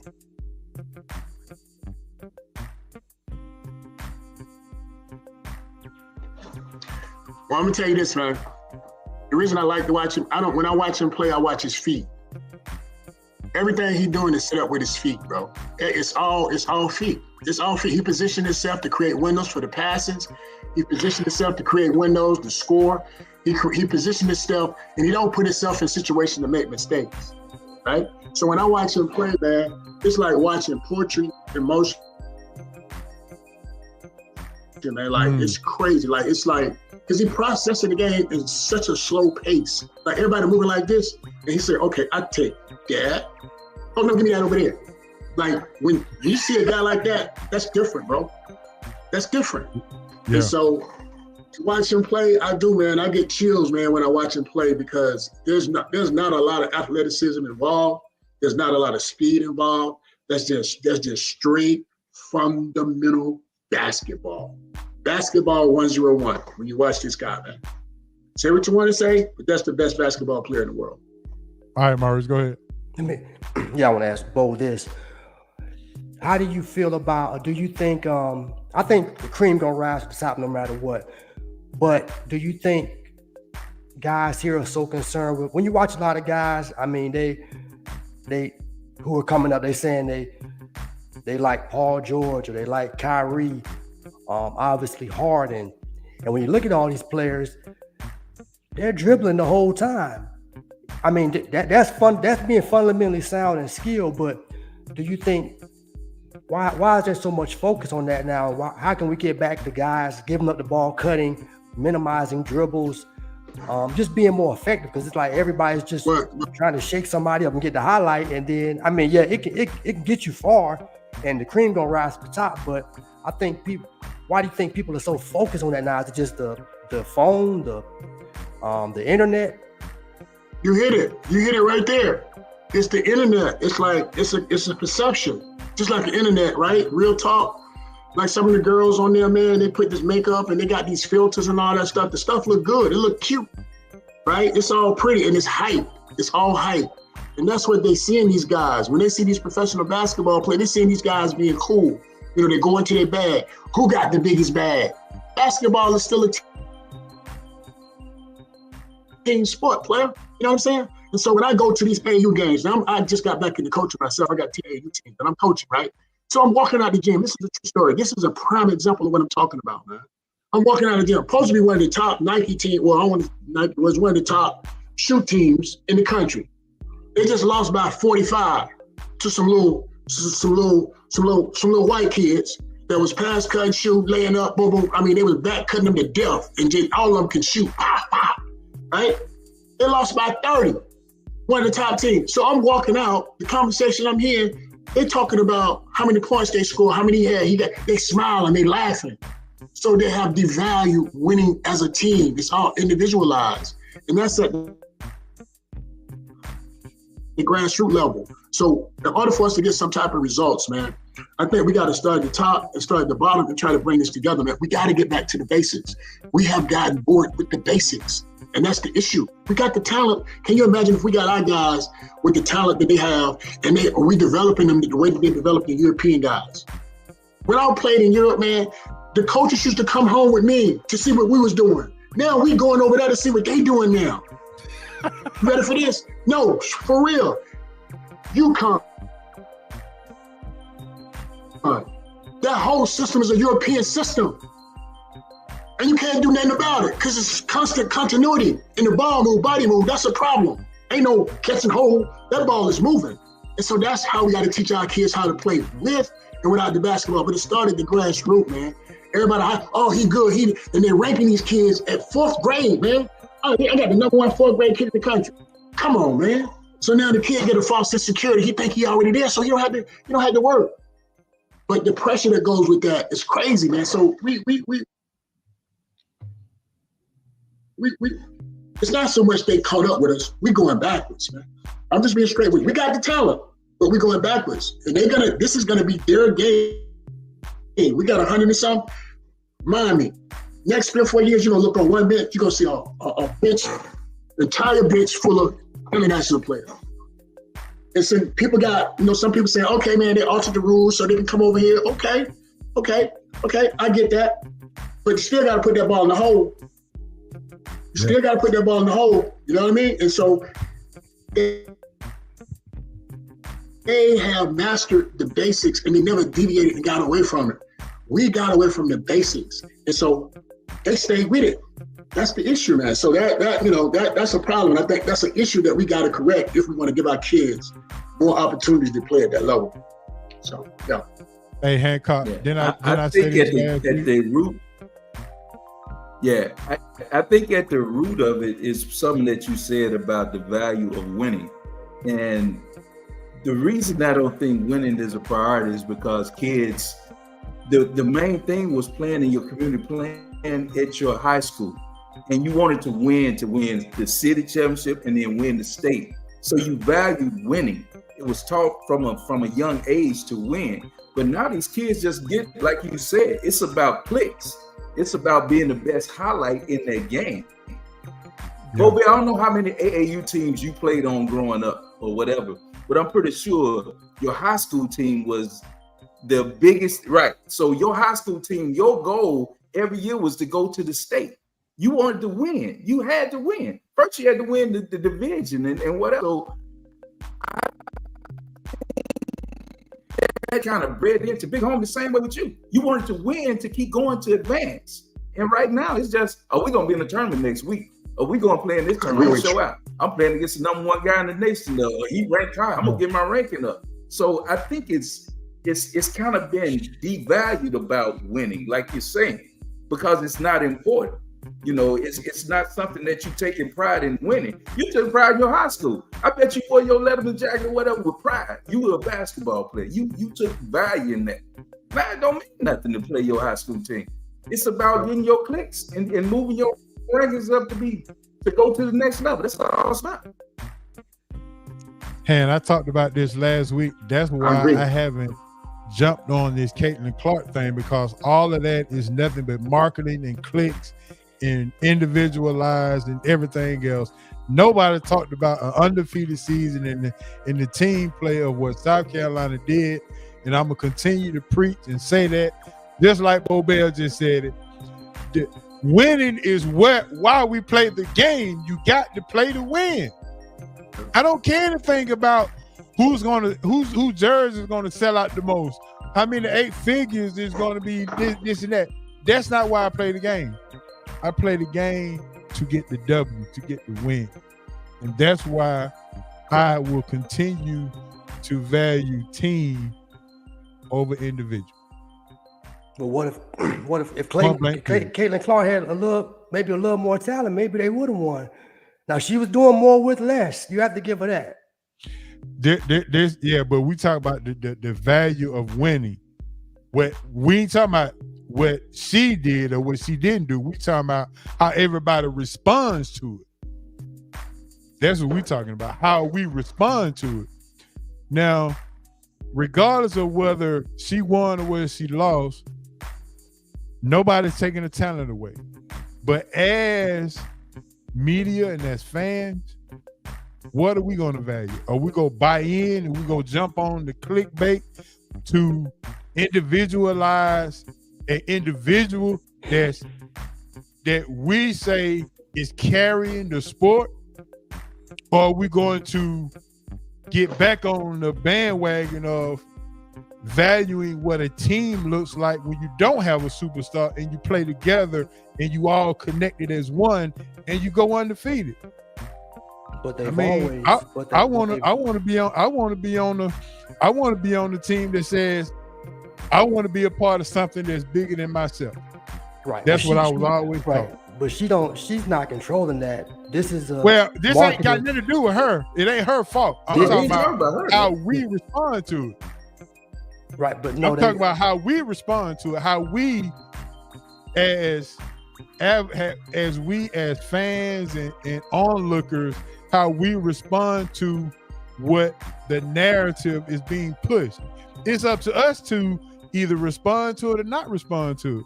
Just like Bo just said, we got to get back to valuing what winning is about and what winning means. It's been devalued.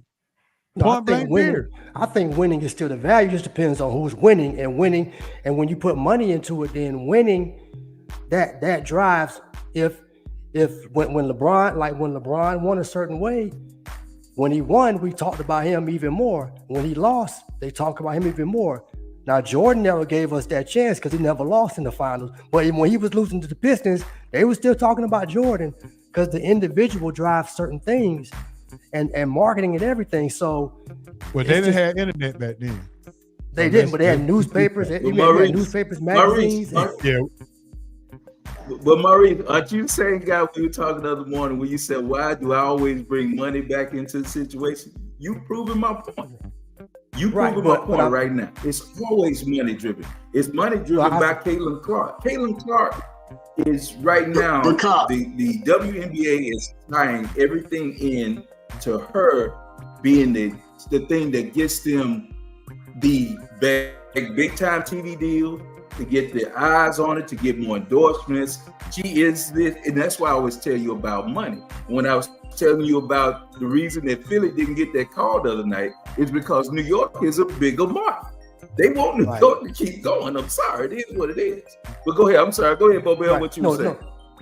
No. I was just going to say, and just to piggyback. I'm sorry.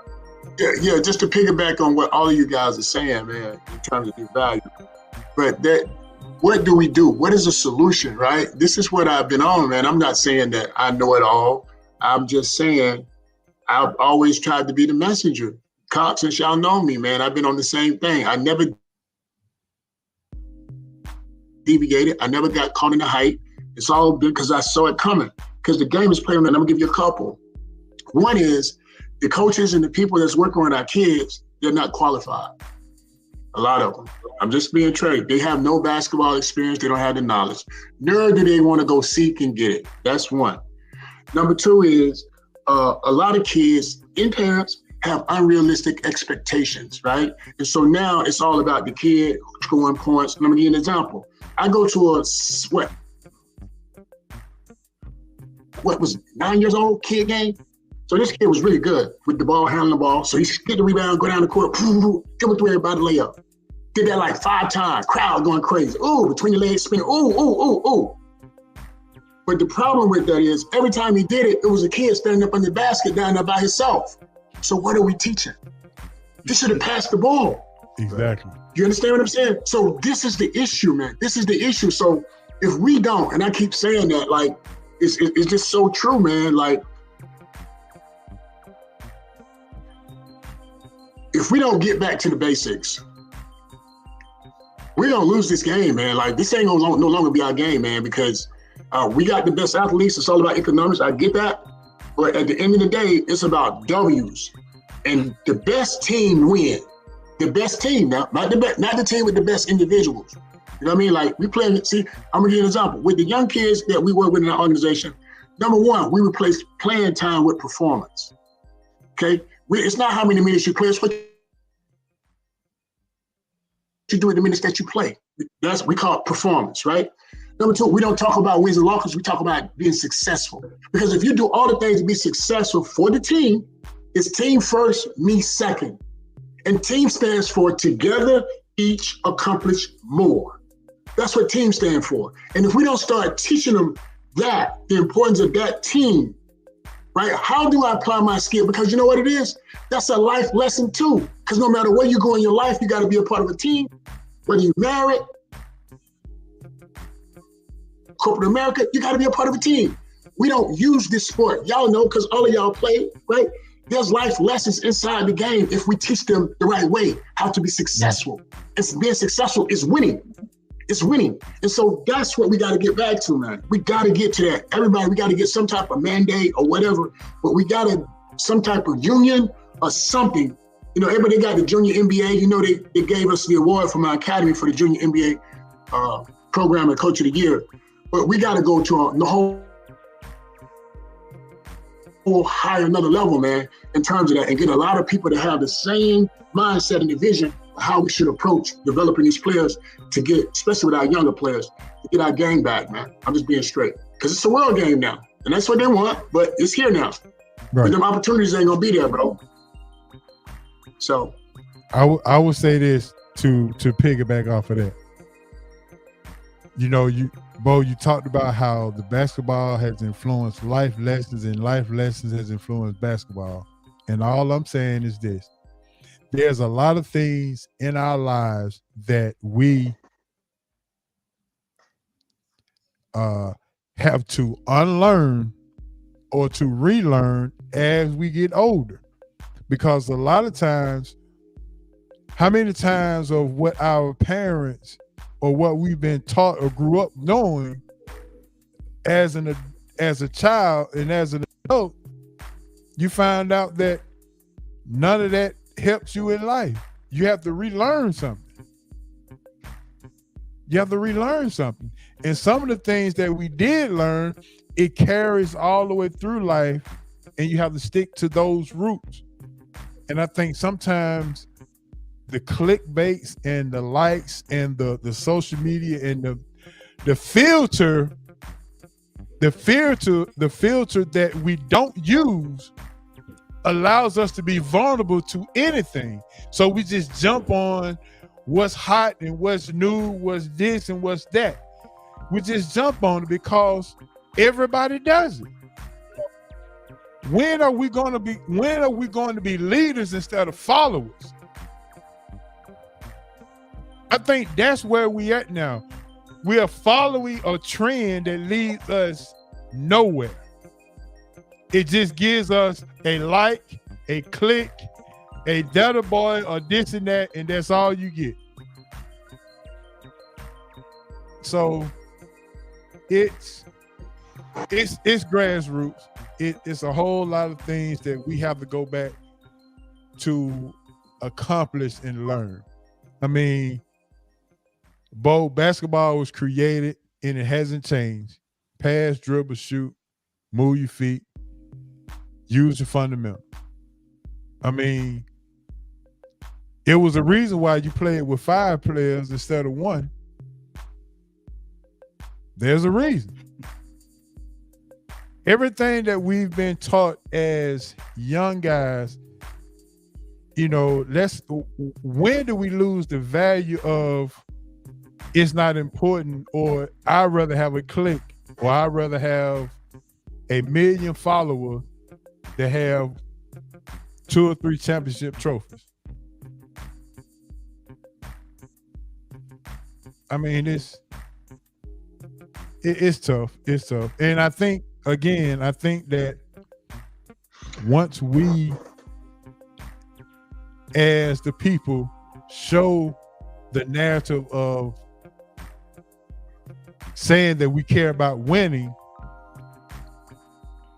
then I think everybody will start to get back on board to understand that you have to win with a team. And it was once told to me one time before that there's nothing in this world that you do today that you have not done without somebody helping you, directly or indirectly. It's impossible. Somebody had to teach you how to do everything that you do today. Somebody had to teach you how to tie your shoe, walk, drive, put your glasses on, put your contacts in, cut on the computer. You know, everything that you do today, somebody had to show you how to do it directly or indirectly, which means that you need people. Everything is a team. Can't do it by yourself. I think this done jumped off into a motivational moment. But I'm gonna piggyback on you real quick, and I'm gonna get off this though. But we you remember, man, when we used to go to the gym, right? Y'all remember we used to go to the gym and we play 5-on-5, and we get 5 guys don't even know each other, ain't never seen each other, and Right. they start playing as if they've been playing together forever. See, the game will be your friend or to be your enemy. You can play, see the right or wrong, it'll be your friend or to be your enemy. Like if you play this game the right way, you pass the ball when you're supposed to, and you shoot it when you're supposed to, it will be your friend. And you defense collectively, and that one main purpose is to be successful as a team. And everybody walking that door, leave their ego at that door, then you got something special. That's what Denver doing. That's what Denver doing. That's why I say, if them boys stay healthy, it's gonna be a problem for the next 4 or 5. I think Years. Now, I'm not saying like some of these teams ain't gonna catch up with because they have to learn. Just like Marcus said, it takes some time.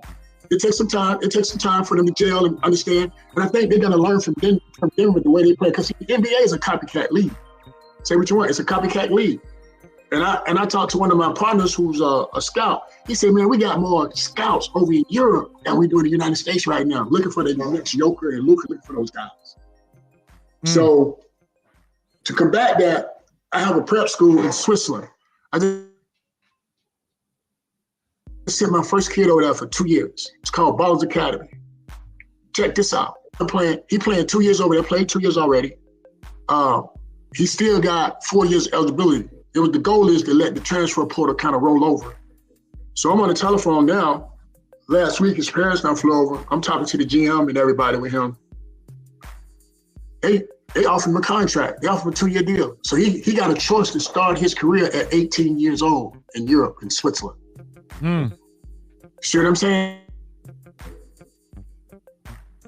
So my thing, when everybody go left, I'm going right.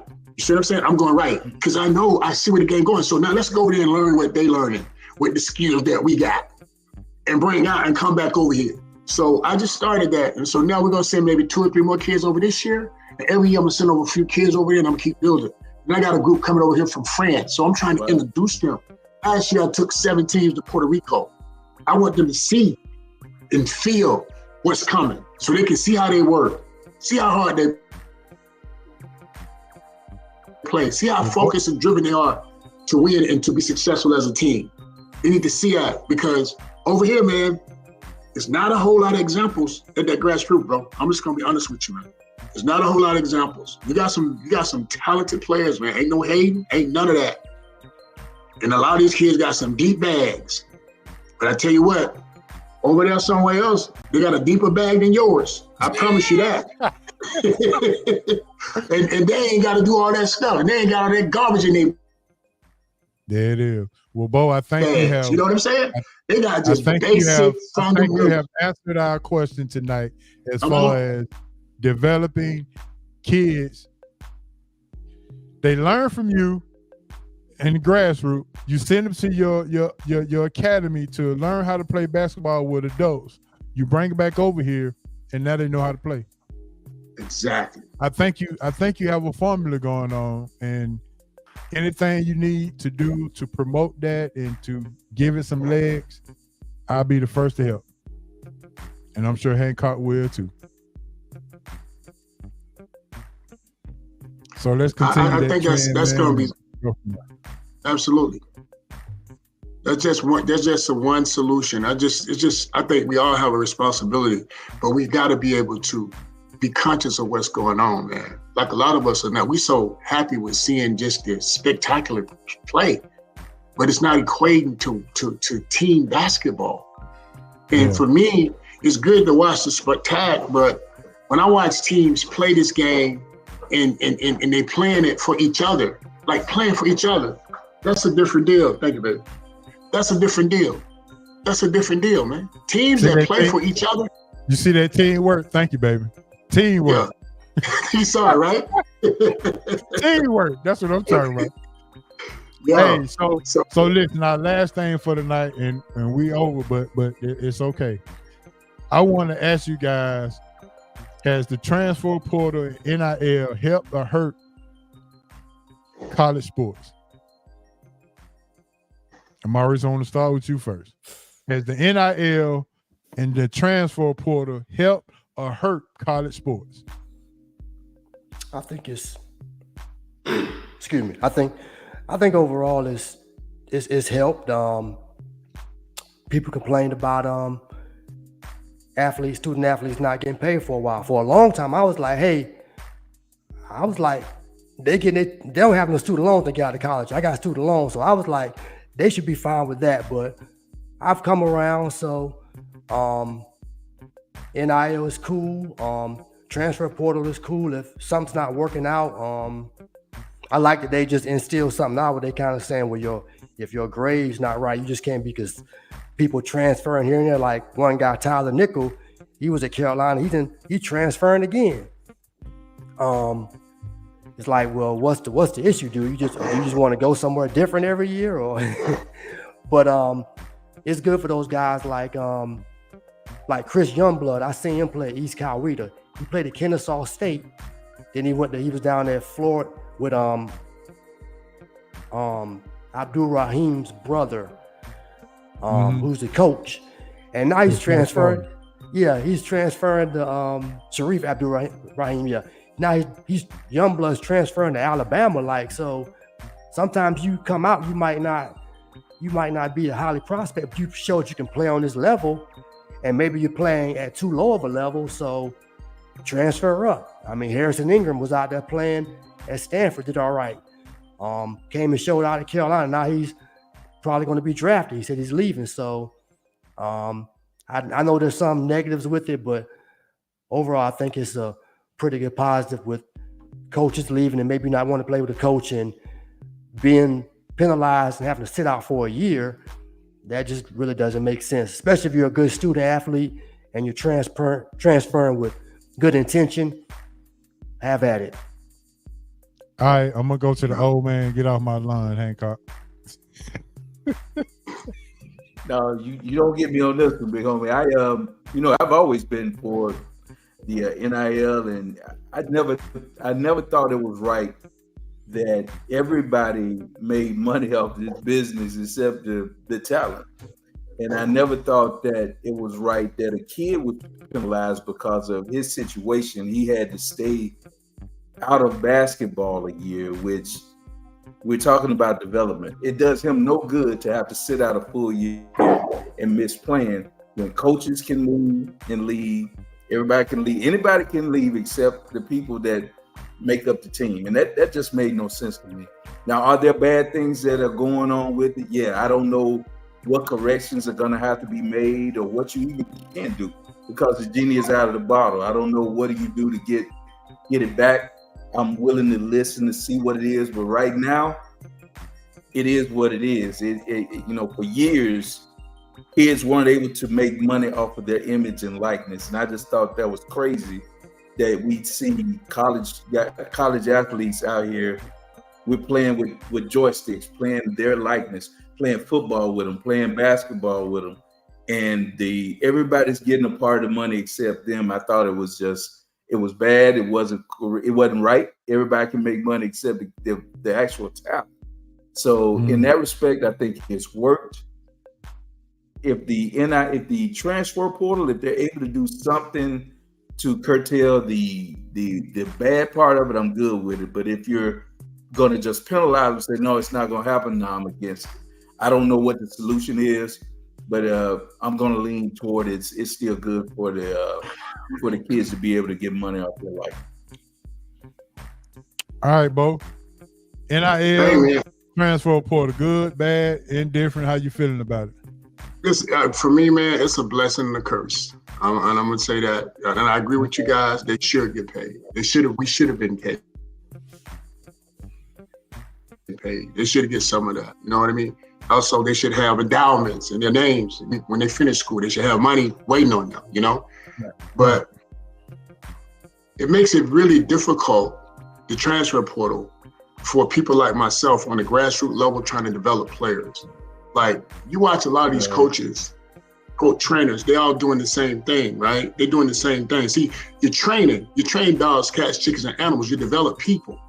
So it's a different approach, right? So it makes it difficult to work with kids because now they don't become coachable. Because now if I tell a kid, if he don't like the coach, he want to go to another team. It was already like that, but this thing got worse because of the transfer portal.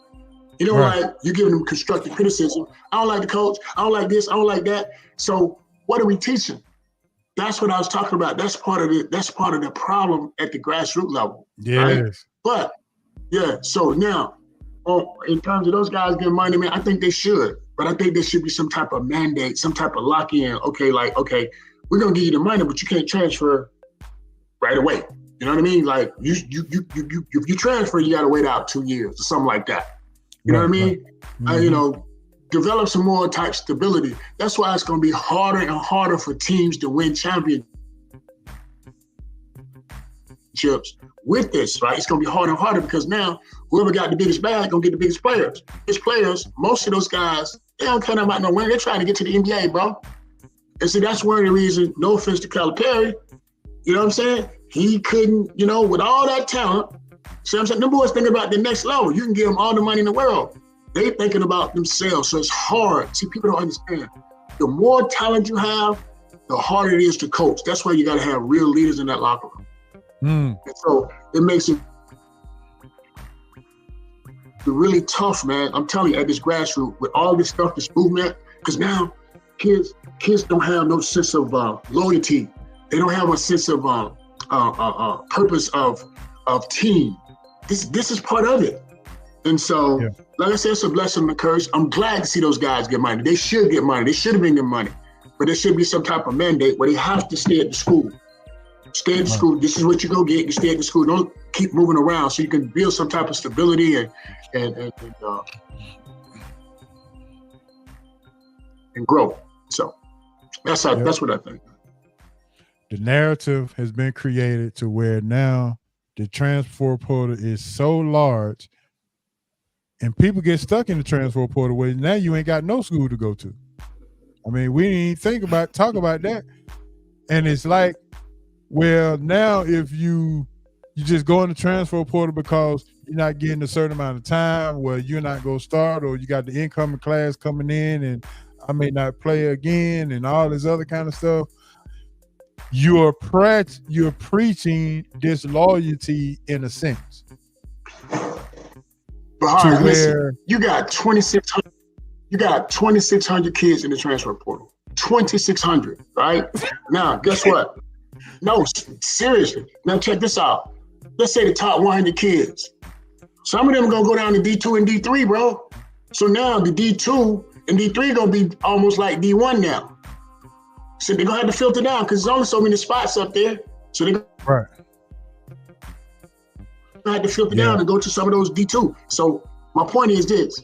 That's why a lot of the D2s and D3 teams, they don't end up beating a lot of these big teams because they don't have those same top players that everybody else got. But now those players are going to be a little bit more humble because they ain't got the big NIL deals. They just want to win as a team because they know that's going to be their strength and that's going to be their value. So that can be a blessing and a curse. You got 24, 25-year-old kids playing against 18-year-old kids in the tournament, and not just in basketball. That's gonna have to be the key right there, big homie. The key's gonna have to be they're gonna have to limit the eligibility. I think that's what you're gonna have to do. You got to take down all these number of years to play. You know, you used to play what 5 to had 5 to play 4. So I think they got to bring that back. They're giving all these extra years because of COVID and all that. The only way to clean this up is to limit some of that eligibility. Maybe it's an age limit on how old you can be to play in college or something. I could see that happening, but you know that would kind of limit some of your numbers. And if you're past a certain age and your year of school, if they don't kind of match, let's say you're a sophomore and your age is basically a senior, maybe instead of having those 2 years left, you got 1 year to play eligible. You understand what I mean? You got to do something to where you limit that pool. Like it's just like you said, it's too many people in there. And I think that's the only way to do it. You have to do some kind of limitation there. And that's curtail some of the eligibility. Yeah, it's getting bad. Maurice, you had something else to say? I thought you had your hand up. Oh no, I didn't. But I was gonna say it's interesting because Trimble, they're not even looking at high school players, yo. Trimble was in the portal. Trimble was in the portal. He said he was transferred from Carolina, but he just came back. He was like, he got humbled. Nobody was phone wasn't ringing, something DMs wasn't getting hit up, but so he went back, and then Davis got the COVID year. So, and I mean, since you got NIL, if you got some NIL money, can you blame people for maximizing this business? Looking at this as it's a business.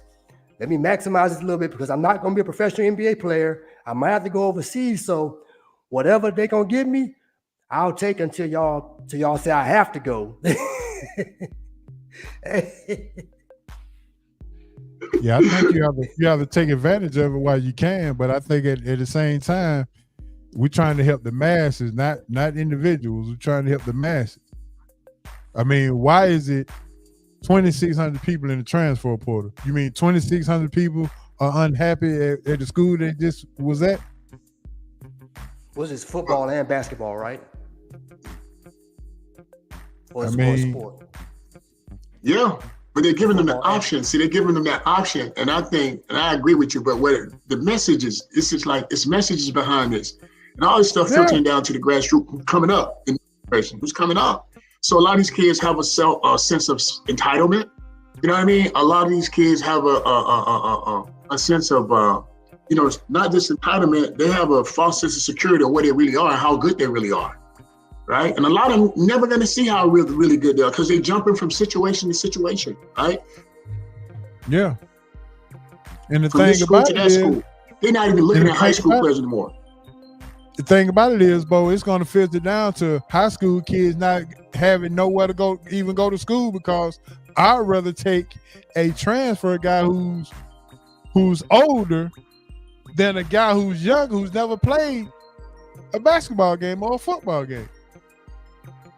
So it's like, I'm going to No take question somebody about who's it. got 2 That years experience. of experience than somebody who is coming out of high school has no years of experience.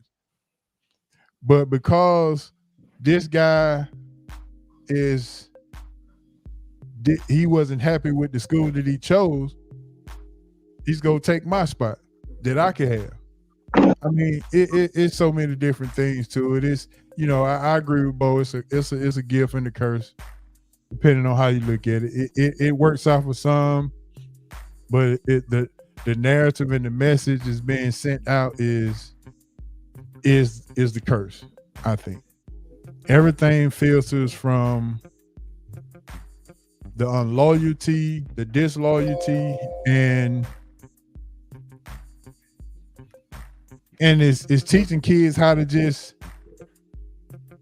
if something don't work out, you jump, and you go. I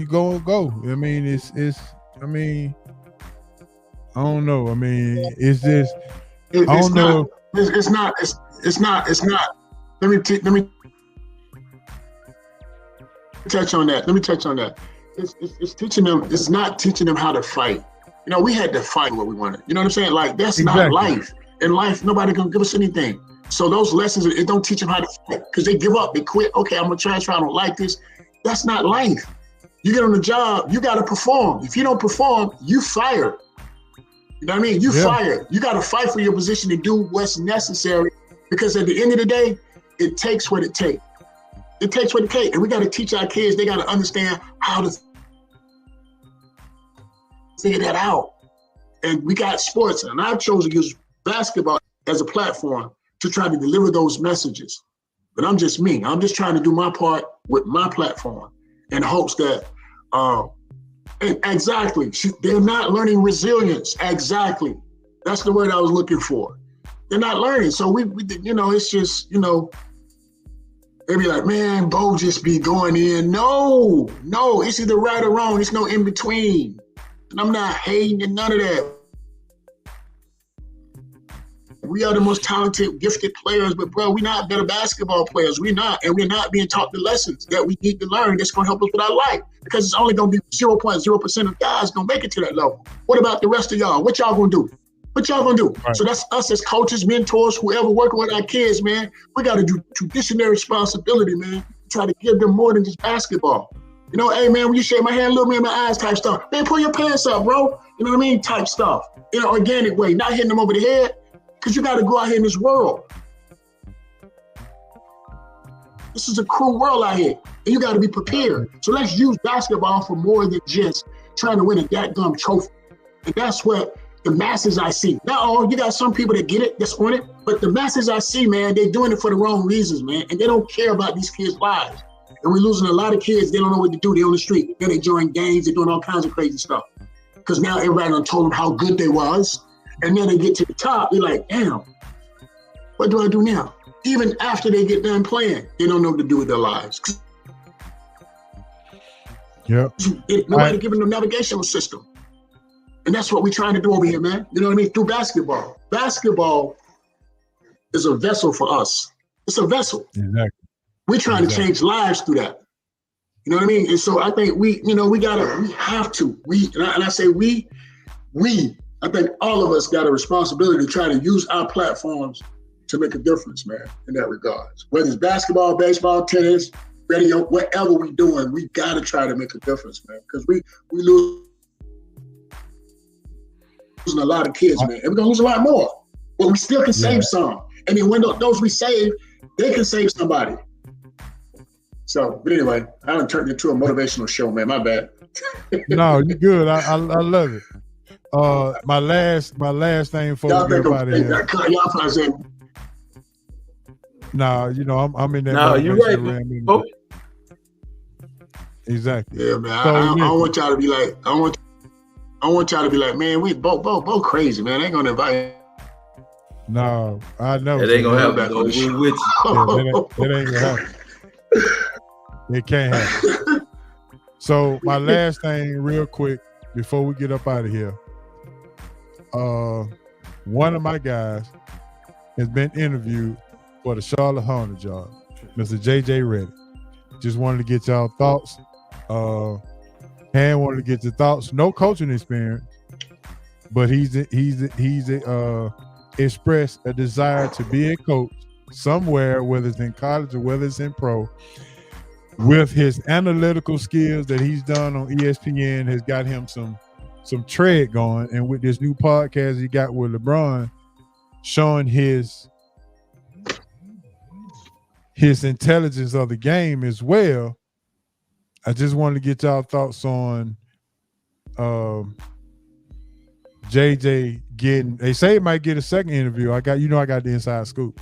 So they say he might get a second interview, and if he gets this job, is this a new wave of player coaching entering into the league?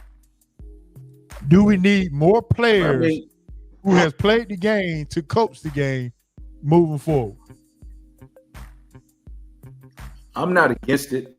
A lot of times the better players don't translate into coaching that well, because it's like some of the things that they see that this player should do, they're like, how come you don't know to do this? This should be second nature, so it doesn't translate well. Like Magic wasn't a good head coach because he was like, did you see that man open? You're like, wait a minute, how do I have to teach you that? You know, he just wasn't, because he couldn't assimilate to coaching. I think Larry Bird was more of a figurehead. He just was there. I think other people did the coaching. I don't think he really coached. So I just don't think a lot of the top-notch players translate into coaching that well. Isaiah didn't do a good job of coaching. They can see talent. They can tell the game. They can try to teach the game. But to be a coach, and Bo, I know you got to have patience. If you're raising kids, you got to have patience. So just think about those kids. You got 12, 13 of them, and you trying to be patient and teach them, and you can't talk to all of them the same way. You got to coddle one. You can get on this one. You can give minimal information to this one, but you got to go to the nth degree for this one to understand. So coaching is almost being a psychiatrist also. You got so many different personalities to deal with.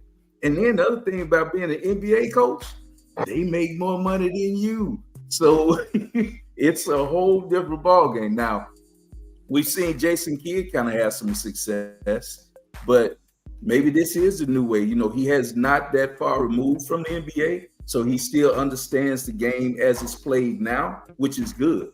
And his insight in the game, if you listen to how he talks basketball, he knows I feel like he knows what he's talking about.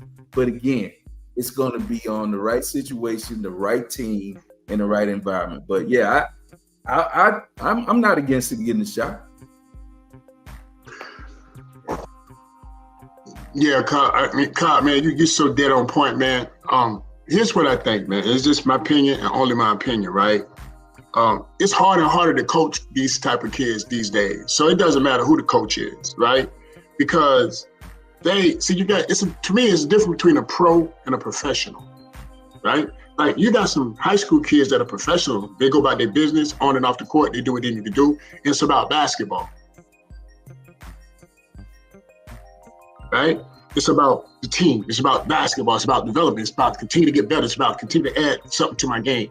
So once a lot of those guys get them checks, man, and get those guaranteed contracts, right? With today's culture, with how everything is going, everybody want to be a rapper, everybody want to hang out with this and all that other kind of stuff.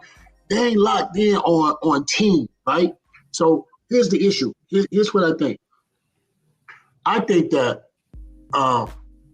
him being the coach, like you said, if you're not prepared, if you don't know how to wear those multiple hats, right, of today's players, and I say today's because they're different, okay? They're different, and I agree with you. See, it's a difference between the communication and effective communication.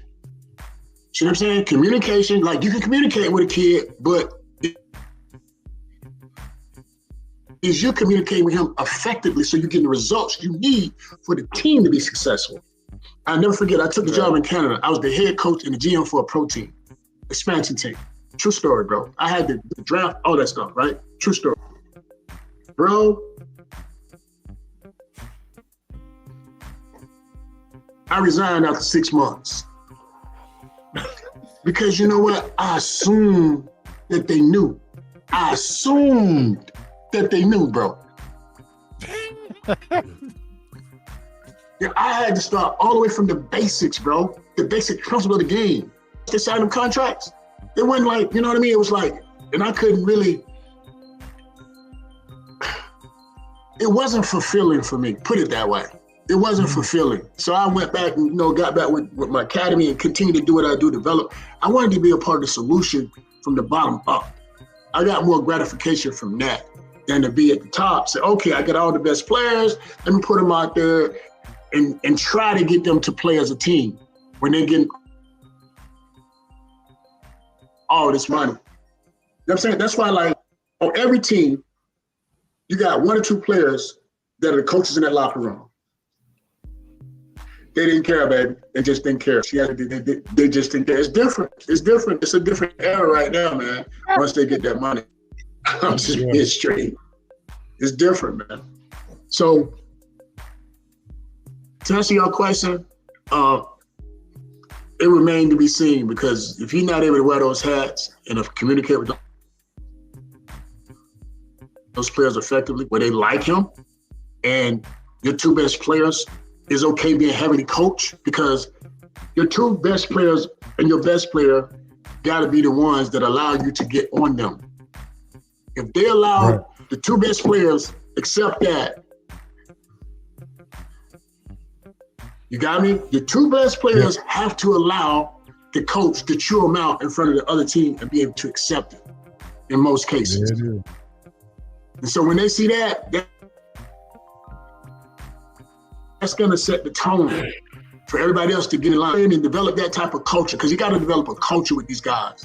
How he do it, I don't know. But you're going to have to figure that out based on the team, the personalities, like Cox said, what you got, and you're going to have to modify, and you're going to have to adapt. You're going to have to, you know what I mean? You're going to, like you say, you got to pat one kid a little lower, try to put the arm around the other kid. You got to whistle. Some kids need to be screamed at. You got to identify who that is to get results now. So, but, we'll see. All right. Well, before Maurice, you go, I wanted to get Myra. And I agree with you too. Every player, every. He went out. All right, Maurice, you can go ahead and go. Make sure you take your Duke haters off. Oh no, nah, he gone. He gone. He ain't hurt me no more. But okay. I mean, good for him. If he seemed like he's trying to take the Derek Fisher, Jason Kidd, Steve Kerr route, no prior coaching experience and making it work. I think what might work for him is he just might be relatable to the guys. He's young enough. I don't think Redick is even he's 39. I'm about to say, he's 39. So he'll be 40 in June. 40. Okay, so well, 40, I know.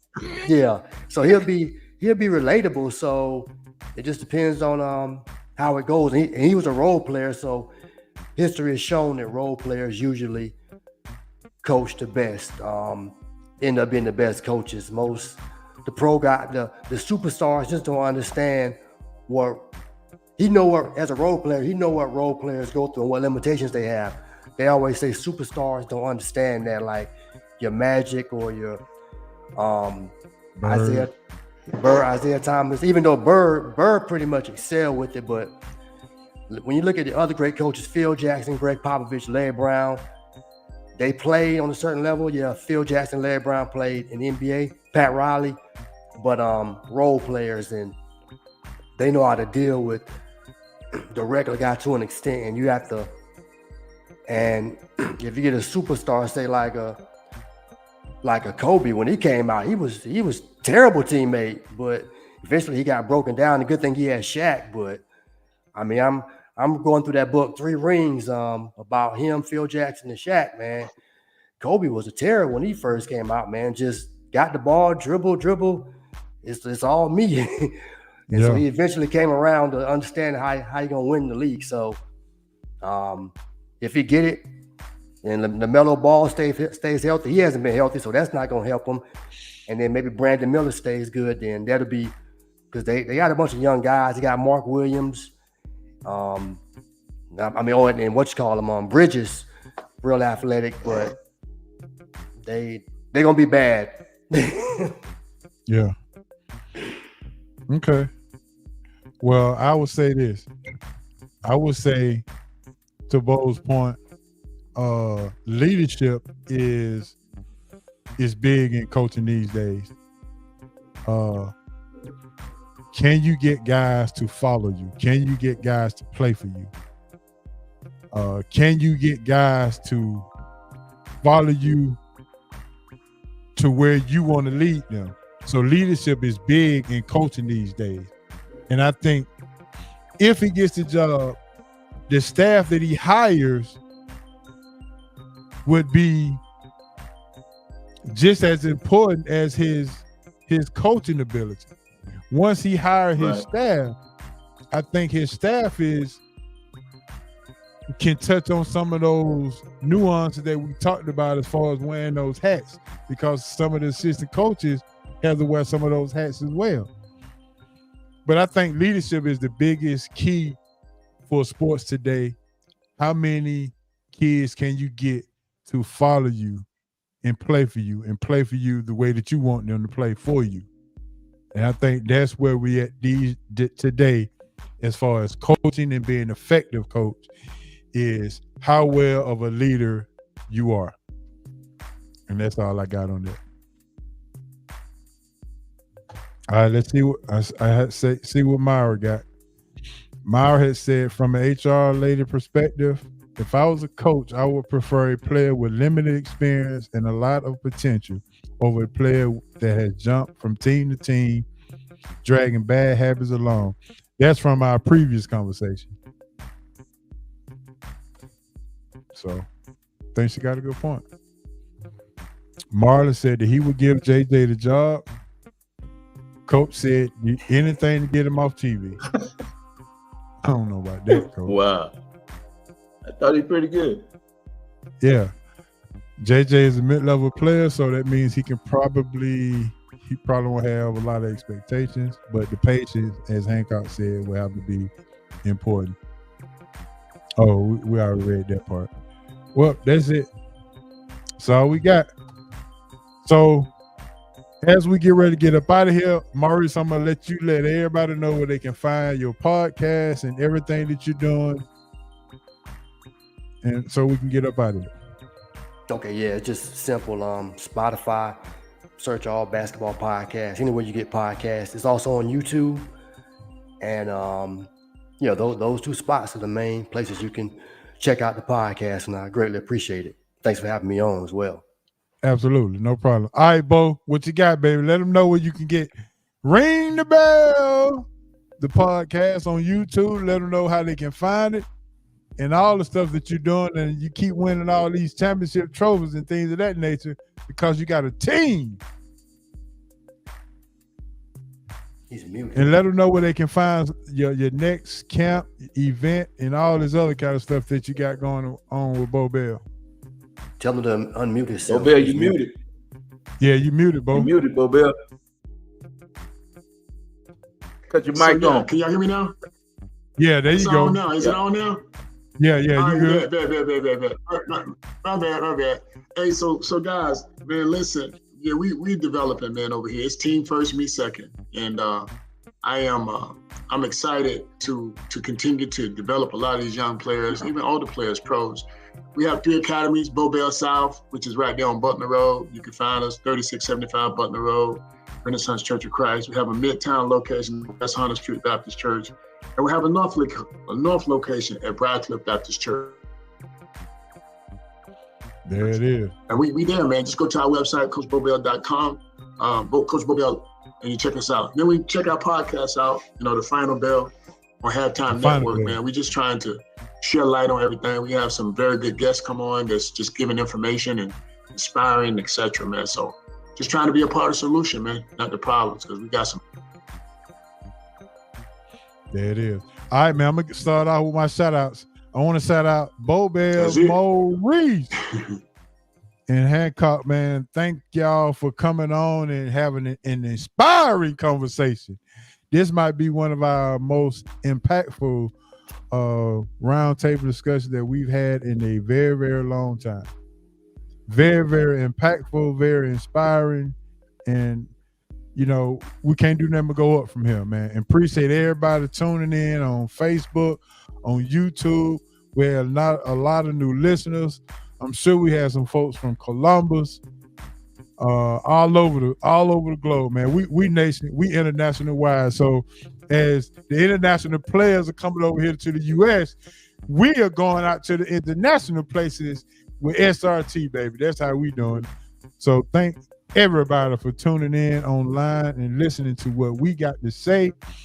It's always a great pleasure to bring on guests and have inspiring conversation. We don't all have to agree, but we do respect each other, and it's great to have different perspective coming from different angles to allow people to digest something that they probably never even thought about. So those are my shout outs. I'm gonna let you go with your shout out. All right. Hey, man, I just want to shout out Bo Bell, shout out my man Maurice. I appreciate y'all coming on, man, hanging out, enjoying the ride with me and my big homie, baby. We enjoy doing this every week, man. So having more voices in, different point of views, man, was awesome. So, hey, man, y'all enjoy the rest of your week. And Bo Bell, we're going to keep the team thing going, baby. It's all good. Absolutely. All righty, baby. Let's do it, man. All right, Maurice, Appreciate give me y'all, your shout out, man. Much love. I'll just shout out to everybody listening. Appreciate y'all for listening, and everybody in the comments. And shout out to Patrick O'Neal. Thomas can't get the jersey. It was a free gift from a homeboy, just hanging up in his closet. But I was like, hey, can I have that? Yeah, there you go. Hey, I'm gonna be on with Patrick Saturday too. At 11 o'clock. He got a podcast on Saturday, so I'm gonna be on with him Saturday morning. If you want to check us out, I'll see you the link for sure. All right, Bo, give me your shout out, bro. Hey, man. So, hey, man, I want to thank you guys, man, for all the work that you're doing. You guys are amazing. All the information. I love coming on this show because, you're giving up genuine information. Maurice, nice meeting you, my brother. It's a pleasure being out here with you guys, man. I enjoyed this conversation. And to all the listeners, I want to thank you. I want to send a shout out to my family, but also I want to send a shout out to my wife, man, Regina Bell. That's my baby. There you go. All right, y'all know. Hey, there you go, Bo. Happy spouse, happy house. Y'all already know, right? Yeah. That's what I'm talking about. For sure. Yes, sir. Hey, Bo, we got to meet again at the spot. I ain't gonna tell them where it is because I don't want everybody to come up there asking for your autograph. Stop. There you go. Your autograph. So yeah, we got to definitely meet there again. So for sure, man. But listen, man, we had a great time. I hope you found something informational to ride with for the rest of the week. If you got any more questions, let us know. And until next time, we're going to holler at you. We're going to show y'all how we get down. All right, Han, let's roll. Boogie, I'm headed home, baby. This your main man, H.O. from Bankhead, R.I.P. Moms and Pops, and R.I.P. BC. And if you love the show, Celebrate. and if you didn't,